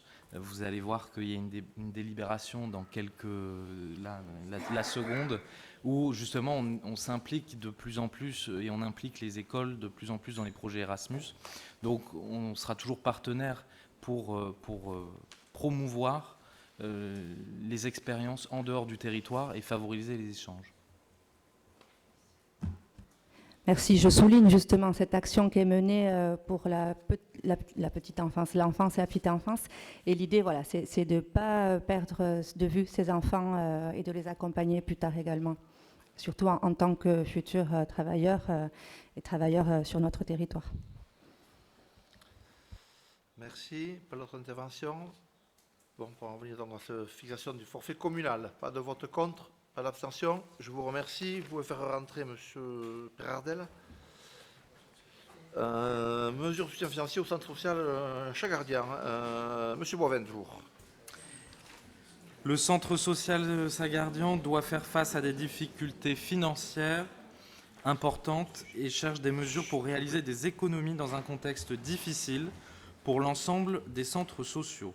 La commune et le centre social se sont rencontrés à de nombreuses reprises et poursuivent leurs rendez-vous réguliers pour étudier des solutions leur permettant de satisfaire leur mission de service public, principalement dans les secteurs de la petite enfance et de la jeunesse. Compte tenu des difficultés financières du centre, il est proposé d'accompagner le centre social avec le dispositif suivant: exonération du loyer pour l'année 2026 pour un montant de 23 726 € et prise en charge du nettoyage du pôle petite enfance par la ville pour les vacances scolaires de l'année 2026, représentant ainsi un coût de près de 11 000 €. Ces mesures de soutien financier ne remettent en aucun cas en cause les autres dispositions énumérées dans la convention de partenariat d'objectifs et de financement pour l'année 2026 en annexe 7. Il est donc proposé au conseil municipal d'accorder une exonération du loyer de la villa du centre social Sagardian pour l'année 2026 pour un montant de 23 726 € et de prendre en charge par la commune les frais de nettoyage du pôle petite enfance pour les vacances scolaires de l'année 2026 valorisés à 11 000 €, d'autoriser monsieur le maire ou son adjoint délégué à signer les actes afférents. Je vous remercie. Je vous remercie. Les observations? Allez-y. Monsieur Boivin, on est destiné à se parler ce soir. Donc c'est à nouveau moi qui prends la parole sur ce sujet. Nous nous sommes vus hier soir en commission action sociale. Donc en fonction des éléments que vous avez pu me donner, je peux rebondir sur ce point ce soir. Donc nous prenons acte des mesures de soutien financier engagées pour 2026 en faveur du centre social Chagardiane. Elles vont dans le bon sens et traduisent la reconnaissance du rôle essentiel que joue cette structure dans la vie de notre territoire, notamment en matière de cohésion sociale et d'accompagnement des habitants. Pour autant, il nous semble important de replacer cette situation dans son contexte. À l'occasion des dernières élections municipales de Saint-Jean-de-Luz, un collectif de 15 associations a alerté sur les fragilités croissantes du tissu associatif local. La situation de Chagardiane est aujourd'hui une illustration particulièrement révélatrice. Derrière un projet social solide et reconnu, la réalité financière est préoccupante. Le déficit attendu dès 2025 est significatif, lié à la fois au poids des frais de fonctionnement et au retrait de certains financements publics, notamment départementaux. Dans ce contexte, nous relevons également que les subventions sont maintenues au niveau de 2025, malgré un besoin exprimé à hauteur de 843 000 €. Nous comprenons que la ville fasse le choix d'intervenir autrement, notamment à travers des mesures indirectes. Mais cela pose une question de fond. Ces modalités de soutien permettront-elles réellement de sécuriser l'équilibre de fonctionnement et le maintien des services? Au-delà de ces éléments, il faut rappeler que Chagardiane porte un véritable projet de territoire. Ce n'est pas seulement une structure associative, c'est un outil de cohésion sociale au service des habitants qui relève du bien commun. Dès lors, la question posée n'est pas seulement financière, elle est structurelle. Et sans évolution, la trajectoire actuelle pourrait fragiliser durablement la structure, avec un risque réel de fermeture à l'horizon 2028. Vous nous avez indiqué donc hier en commission qu'un rendez-vous était prévu en juillet, à l'issue d'un travail de fond sur les objectifs et les pistes de restructuration. Nous y serons attentifs. Nous prenons également acte du fait qu'un bilan annuel est prévu dans le cadre de la convention de partenariat avec Chagardiane. Ce rendez-vous d'évaluation devra être un moment clé pour mesurer concrètement l'évolution de la situation et ajuster les moyens en conséquence. Mais nous souhaitons alerter sur un point essentiel. Une restructuration ne doit pas conduire à une perte de sens, ni à une réduction du niveau de service rendu aux habitants. Un centre social, ce n'est pas une juxtaposition d'activités. C'est un projet de service aux personnes et de création de liens sociaux dans la durée. Le risque, sinon, serait de glisser vers des actions isolées et d'en perdre ce qui fait la valeur même de ce type de structure. Dans le même temps, des investissements importants sont engagés sur le bâtiment. Ils sont nécessaires et relèvent de la responsabilité de la ville en tant que propriétaire.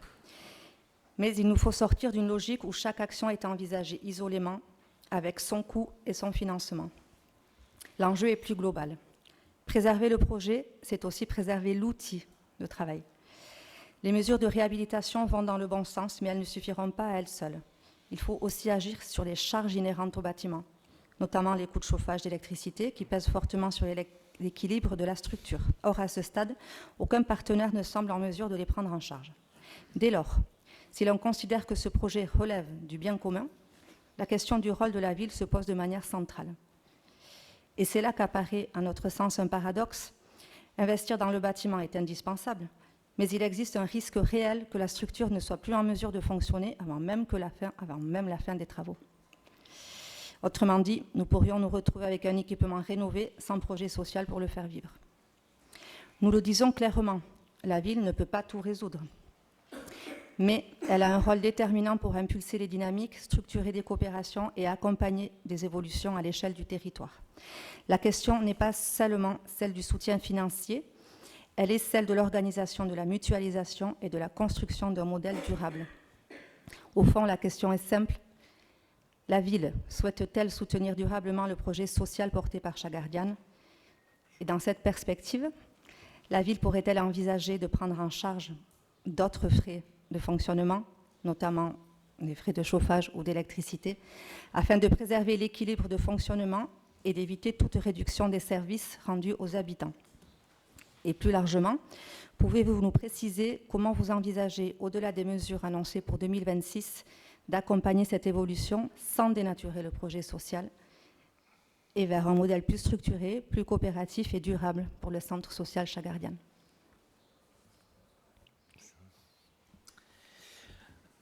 Bon, tout d'abord, on partage le point de vue que ce centre est essentiel à la vie locale de Saint-Jean-de-Luz et autour aussi, puisque 28% des personnes qui passent dans ce centre proviennent des communes aux alentours. Une réorganisation, du moins une réflexion est menée par l'association et doit se mener sur le mois de mai et de juin. Et à la demande de l'association, l'ensemble des financeurs seront réunis pour que nous soyons mis au courant de cette réflexion. Et nous, de notre côté, on va regarder comment on peut aussi proposer des idées. Vous parliez de mutualisation. Je pense en effet qu'il y a des actions qu'on peut peut-être mutualiser davantage, faire plus ensemble, plutôt que chacun de notre côté. Et donc, très clairement, l'objectif, c'est de trouver une solution et une issue favorable sans dénaturer le projet, mais dans la limite des capacités aussi que l'on a. Et donc, il va falloir que chacun se responsabilise un petit peu pour, au fur et à mesure, trouver cette voie qui permettra d'aboutir à un projet qui fait sens pour le territoire. Et je pense aussi à l'ensemble des salariés qui y travaillent, parce qu'on comprend qu'il y a une forme d'anxiété, et donc il est naturel que nous allions vite sur ce sujet, et donc on sera à leur côté pour écouter et proposer de construire quelque chose ensemble. Voilà. Merci, je pense que vous avez dit l'essentiel, c'est que vous croyez en leur projet, donc dès lors je pense que vous mettrez en œuvre tout ce qui sera possible pour qu'il n'y ait pas de perte de service. Merci. Je vous remercie. Je vous propose de passer au vote, bon, sachant qu'on l'a régulièrement, et même plus que régulièrement, c'est fréquemment quand même des réunions avec le directeur, vu la situation. Bon, on se voit sur cette délibération d'aide donc au centre Chagardiane. Qui est contre? Qui s'abstient? Je vous remercie. Demande de subvention exceptionnelle de l'école d'Astourie pour le projet Erasmus. Toujours M. Boisvert.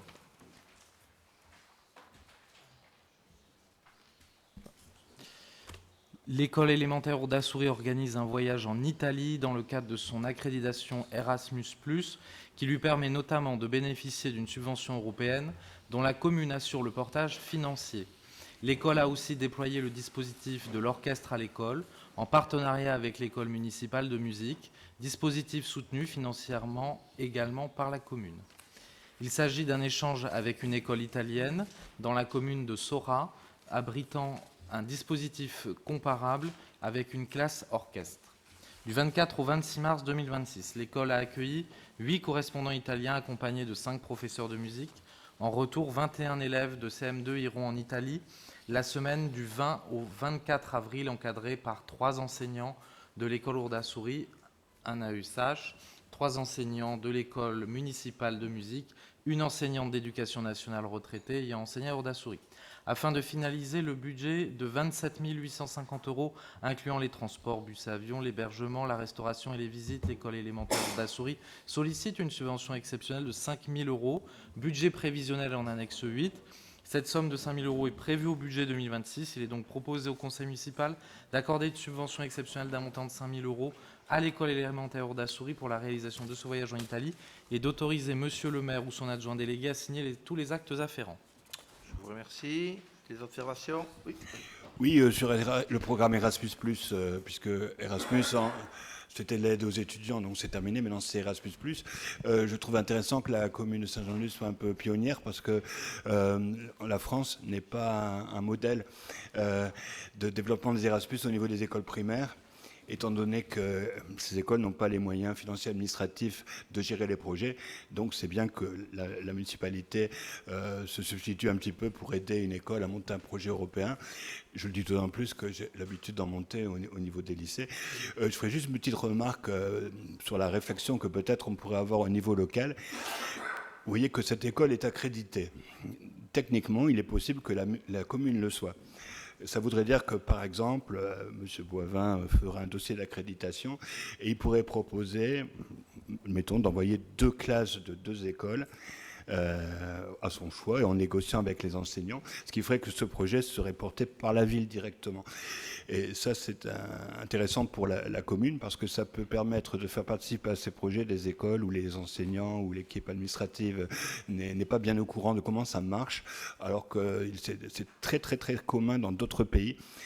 Si les villes sont en retard dans le nôtre, c'est parce que la compétence officielle sur laquelle vous êtes fléchés, c'est uniquement les écoles primaires, donc maternelles et élémentaires, alors qu'il y a des pays où, par exemple, on a reçu récemment des lettons envoyés par leur commune, ils venaient de 2 lycées différents et leur école n'était pas impliquée du tout, en fait. C'était la collectivité locale.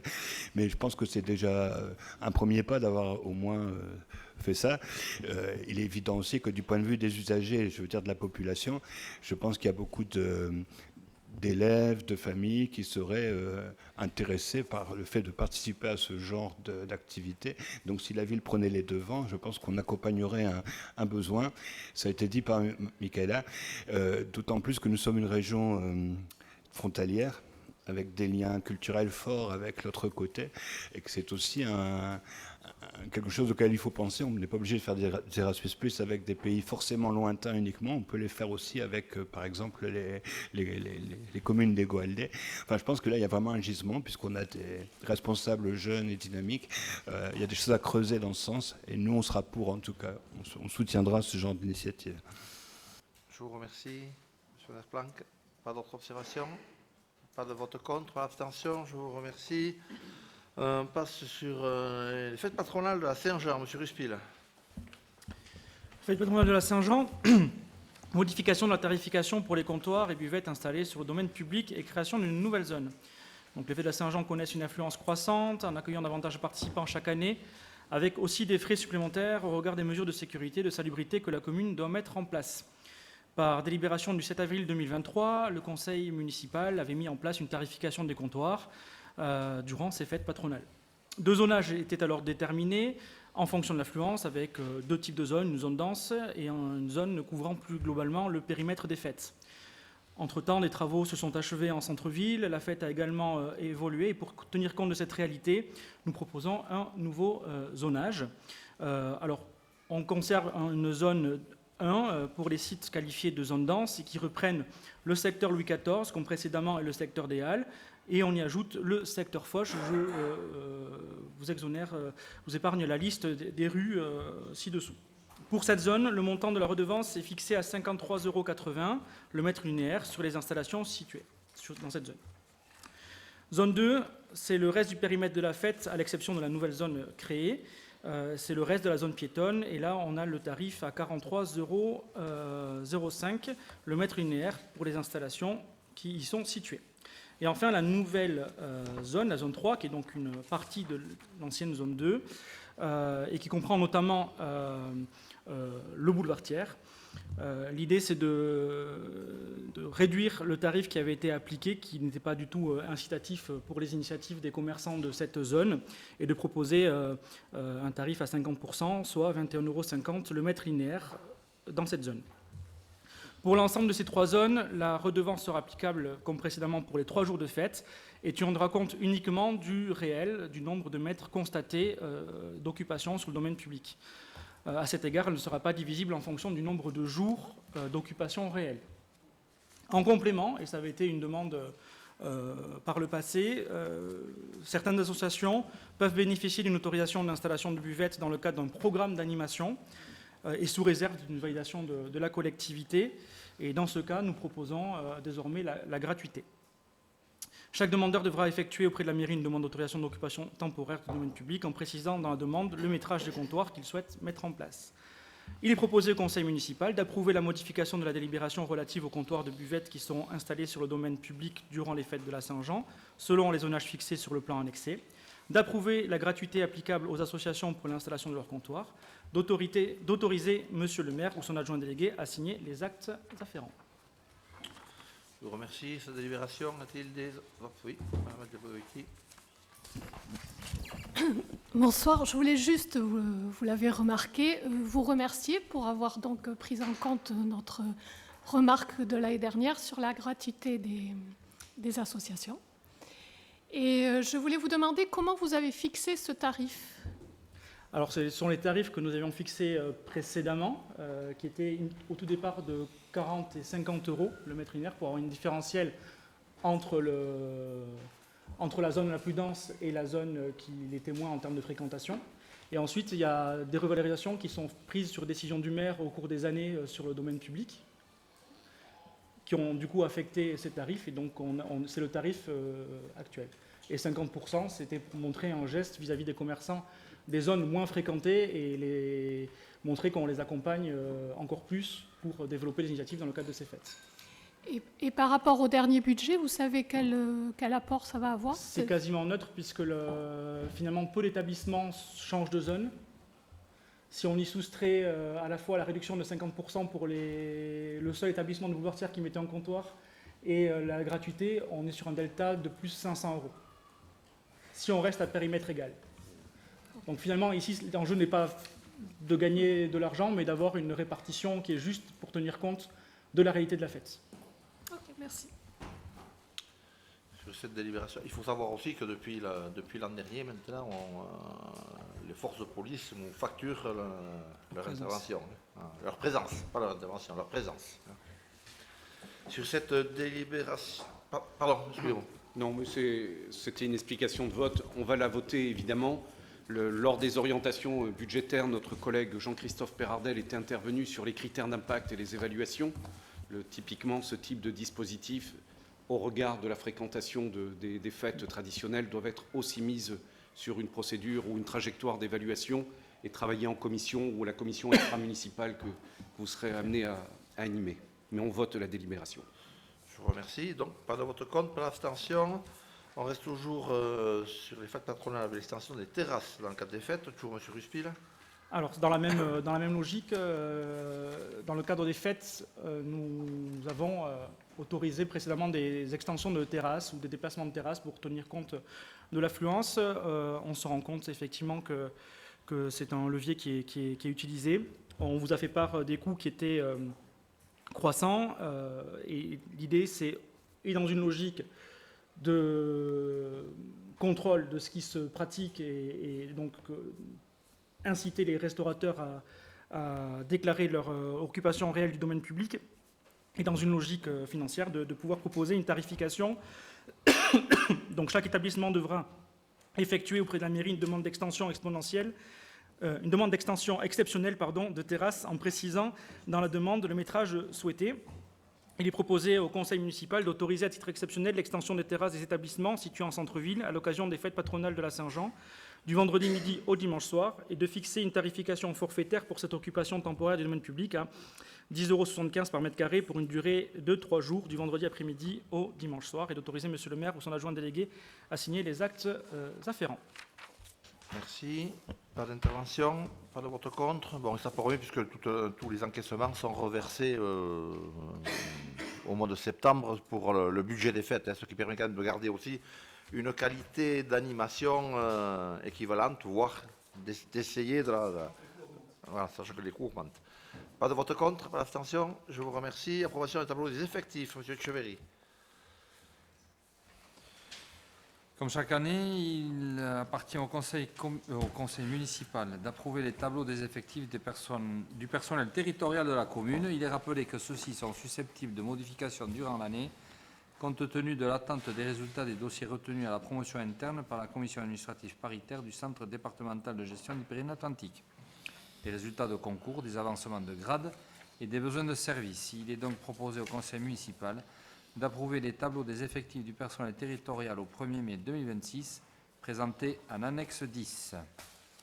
Je vous remercie. Pas de vote contre, pas d'abstention. Nous passons aux création et modification d'emplois. Toujours monsieur Etcheverry. Donc, pour tenir compte de l'évolution des besoins des services, il convient de créer et modifier les emplois suivants. Modification d'emploi permanent au 1er mai 2026. Modification de l'emploi permanent à temps complet de concierge du site sportif de Quéchilois, ouvert à l'ensemble des grades du cadre d'emploi des agents de maîtrise. Cet emploi s'intitule désormais responsable SETEC Nord et adjoint au responsable des équipements sportifs. Au 1er mai 2026, modification de l'emploi permanent à temps complet de directrice de la médiathèque sur les cadres d'emploi de bibliothécaires et des attachés de conservation du patrimoine. Cet emploi est désormais ouvert à l'ensemble des grades, des cadres d'emploi des bibliothécaires, des attachés de conservation du patrimoine et des assistants de conservation du patrimoine. Au 1er mai 2026, modification de l'emploi permanent à temps complet de receveurs placiers sur l'ensemble des grades du cadre d'emploi des adjoints techniques territoriaux. Cet emploi est désormais ouvert à l'ensemble des grades des cadres d'emploi des adjoints techniques et des agents de maîtrise. Au 1er mai 2026, modification de l'emploi permanent à temps complet de gestionnaire de service pôle extérieur à la propreté, ouvert au cadre d'emploi des agents de maîtrise. L'emploi est désormais ouvert à l'ensemble des cadres d'emploi des adjoints techniques des agents de maîtrise. Au 1er mai 2026, modification de l'emploi permanent à temps complet d'assistante administrative à la direction générale des services techniques sur l'ensemble des grades du cadre d'emploi des adjoints administratifs. L'emploi s'intitule désormais assistante de gestion administrative et est ouvert à l'ensemble des grades des cadres d'emploi des adjoints administratifs et des rédacteurs territoriaux et des agents de maîtrise. Au niveau des créations d'emplois non permanents, du 1er avril au 30 septembre 2026, un emploi non permanent à temps complet d'adjoint responsable des plages dans le cadre d'un accroissement saisonnier d'activité. Les crédits suffisants ont été prévus au budget 2026. Il est donc proposé au conseil municipal d'approuver les créations et modifications visées ci-dessus. Je vous remercie. Cette délibération, pas de vote contre, pas d'abstention. Toujours en ressources humaines, fixation des tarifs d'intervention du personnel communal. Donc chaque année, le conseil municipal arrête les tarifs des interventions du personnel communal qui peut être amené à intervenir dans le cas de mise à disposition ou de situations urgentes. Ces tarifs sont principalement appliqués dans le cadre des recours exercés par la ville auprès des compagnies d'assurance. Au titre de l'année 2026, il est proposé de retenir les montants suivants: 31,50 € de l'heure pour les jours ouvrables, 62,70 € de l'heure pour les jours fériés et dimanches, 61,80 € par heure d'animation avec un animateur pour des groupes de 25 personnes maximum, 379,97 € par journée mission d'expertise, de gestion ou d'encadrement, de frais de déplacement inclus, 370,92 € la journée en 2025. Ce qui représente une augmentation de 2,44% par rapport aux tarifs de 2025. Il est proposé au conseil municipal de fixer les tarifs d'intervention du personnel communal pour l'année 2026 au montant précité.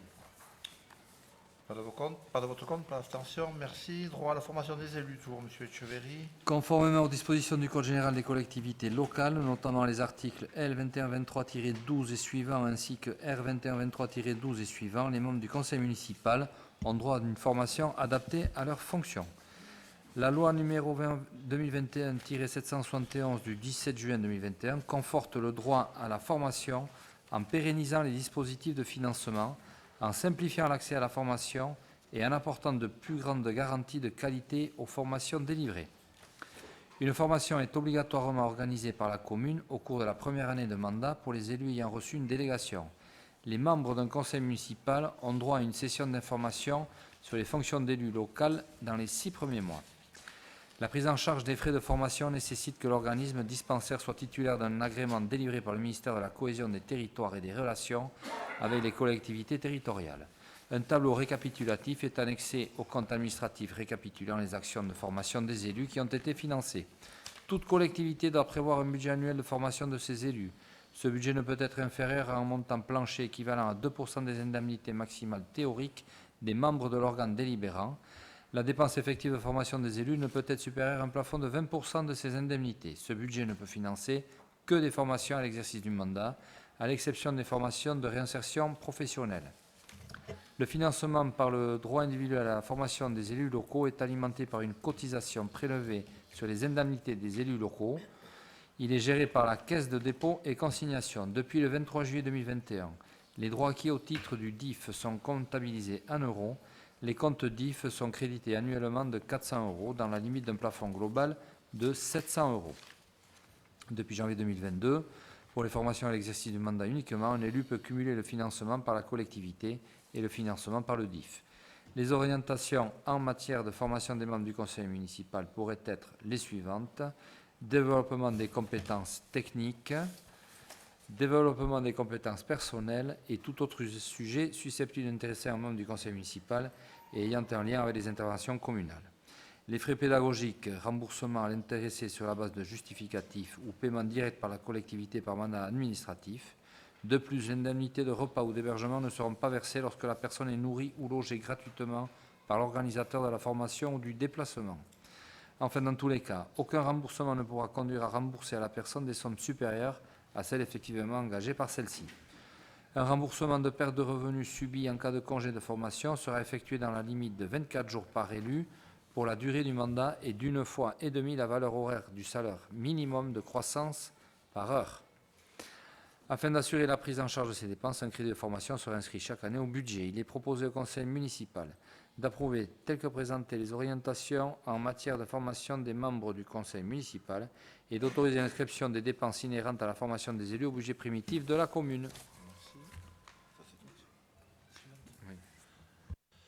Sur cette délibération, pas de votre compte, pas d'abstention, je vous remercie. Ressources humaines, recevement d'un collaborateur cabinet, toujours M. Etcheverry.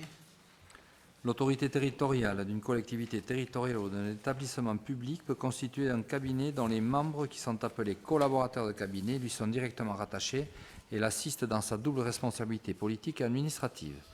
L'emploi de collaborateurs de cabinet est régi par le décret numéro 87-1004 du 16 décembre 87 relatif aux collaborateurs de cabinet des autorités territoriales. L'emploi de collaborateurs de cabinet implique un engagement dans l'activité politique de l'autorité territoriale. Le collaborateur de cabinet n'a pas vocation à gérer des services de la collectivité territoriale ou de l'établissement, car ce rôle est dévolu au directeur général des services et autres directeurs ou chefs de service. L'article L 333-10 du Code général de la fonction publique précise que les collaborateurs ne rendent compte qu'à l'autorité territoriale auprès de laquelle ils sont placés et qui décide des conditions et des modalités d'exécution du service qu'ils accomplissent auprès d'elle.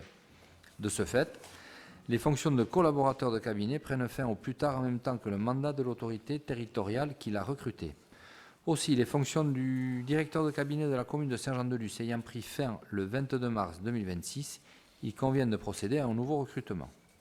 S'agissant de la rémunération de collaborateurs de cabinet, les dispositions du décret numéro 87-1004 du 16 décembre 87, modifié par le décret 2005-618 du 30 mai 2005, prévoit que le traitement indiciaire du collaborateur de cabinet ne peut en aucun cas être supérieur à 90% du traitement correspondant. soit à l'indice terminal de l'emploi administratif fonctionnel de direction le plus élevé de la collectivité ou de l'établissement occupé par un fonctionnaire, soit à l'indice terminal du cadre administratif le plus élevé détenu par un fonctionnaire en activité dans la collectivité ou l'établissement. De même, le montant des indemnités du collaborateur ne peut dépasser 90% du montant maximum du régime indemnitaire institué par délibération et alloué au fonctionnaire titulaire de l'emploi administratif fonctionnel le plus élevé ou du grade administratif le plus élevé dans la collectivité. En cas de vacance de dans l'emploi fonctionnel ou dans le grade retenu, en application des dispositions de l'article 7 du décret précité, le collaborateur de cabinet conservera à titre personnel la rémunération fixée conformément aux dispositions qui précèdent. Les crédits correspondants ont été prévus au budget. Il est donc proposé au conseil municipal d'autoriser monsieur le maire à recruter un collaborateur de cabinet conformément aux dispositions visées ci-dessus. Je vous remercie. Toute cette délibération. Il ne s'agit pas d'un recrutement, c'est un renouvellement, vous l'avez compris. Pas de souci, monsieur le maire. Nous allons voter cette délibération. Juste pour notre bonne information, quel est le niveau de l'indice terminal de l'emploi administratif fonctionnel de direction le plus élevé? Je relis la phrase. Eh bien, on vous le communiquera. Vous me le communiquez? Oui. Bon. Voilà. Bon. Okay. Je vous fais un petit mail et vous me répondez. Merci. Voilà. J'ai pensé tout à l'heure, quand j'ai lu à préparer le conseil, je me disais, je pense que je vais avoir la question. Ça n'a pas loupé. Bon. Pas de vote contre, pas d'abstention. Je vous remercie.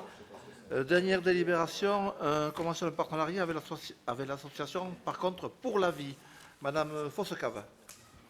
Merci, monsieur le maire. Bonjour à tous. Bonsoir à tous.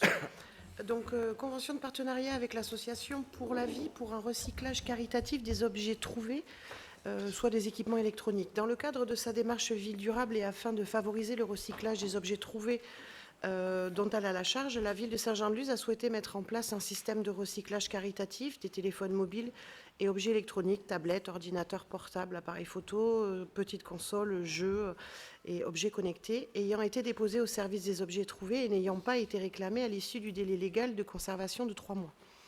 Ce recyclage permet ainsi d'éviter leur destruction et leur transformation en déchets. Pour cela, elle souhaite passer une convention avec l'association Pour la vie, association d'intérêt général, qui a pour objet de réaliser les rêves d'enfants atteints de myopathie de Duchenne, maladie génétique. L'association a initié un projet de collecte de téléphones mobiles et d'objets électroniques inutilisés pour financer, grâce aux revenus du recyclage, l'intégralité de ces actions au profit des enfants malades. Donc l'association Pour la vie s'engage à collecter gratuitement les équipements électroniques à l'issue du délai légal de conservation, d'effacer toutes les données personnelles des équipements collectés, de fournir une garantie environnementale via l'entreprise BAC2 qui revalorise tous les téléphones et produits électroniques collectés par l'association selon la réglementation dans son centre de traitement de Croix, donc dans le Nord. Une transparence totale, enfin, au niveau de leur revalorisation caritative. La ville de Saint-Jean-de-Luz s'engage à donner à l'association tous les téléphones mobiles et équipements électroniques provenant du service des objets trouvés, non réclamés par leurs propriétaires après le délai légal en vigueur et non repris par le service des domaines.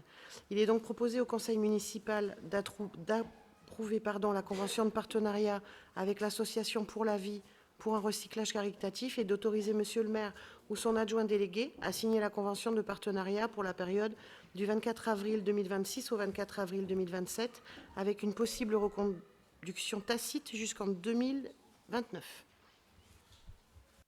Je vous remercie sur cette délibération. Pas de vote contre, pas d'abstention. Écoutez, la séance est terminée. Je vous donne rendez-vous le 12 juin.